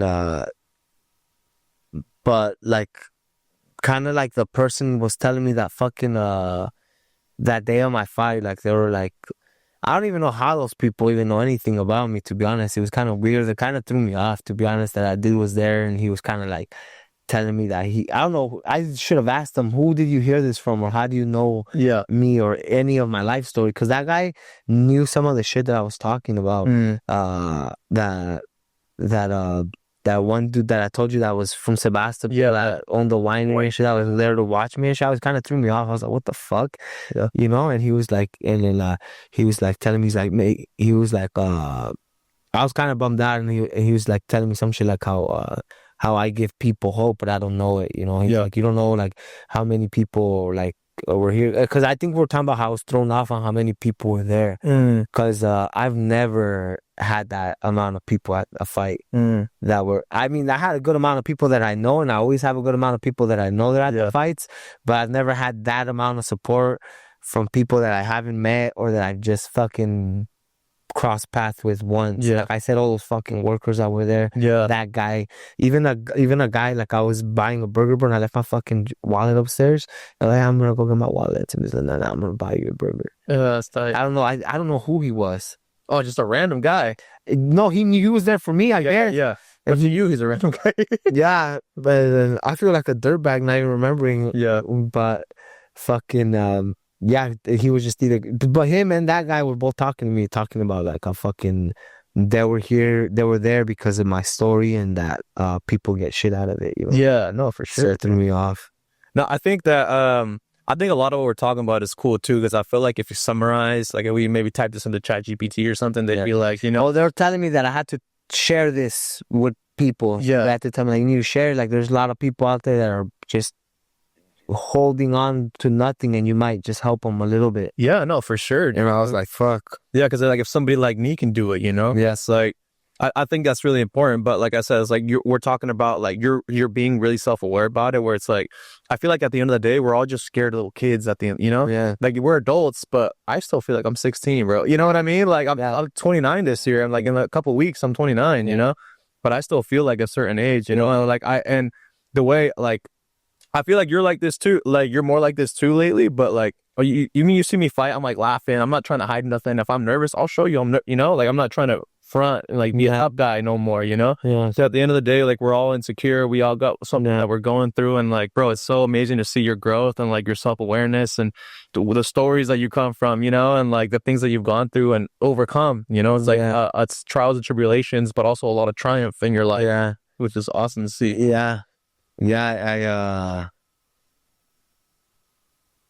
I guess I gotta just thank God, bro. Yeah. Cause I feel like it's like if God's like the reason why I've got baptized and all that is like how I was telling you with that paper. Yeah. I feel like God fucking has like I'm not saying I'm like this special thing or anything, but everything like how come I didn't die? Mm-hmm. How come I didn't overdose?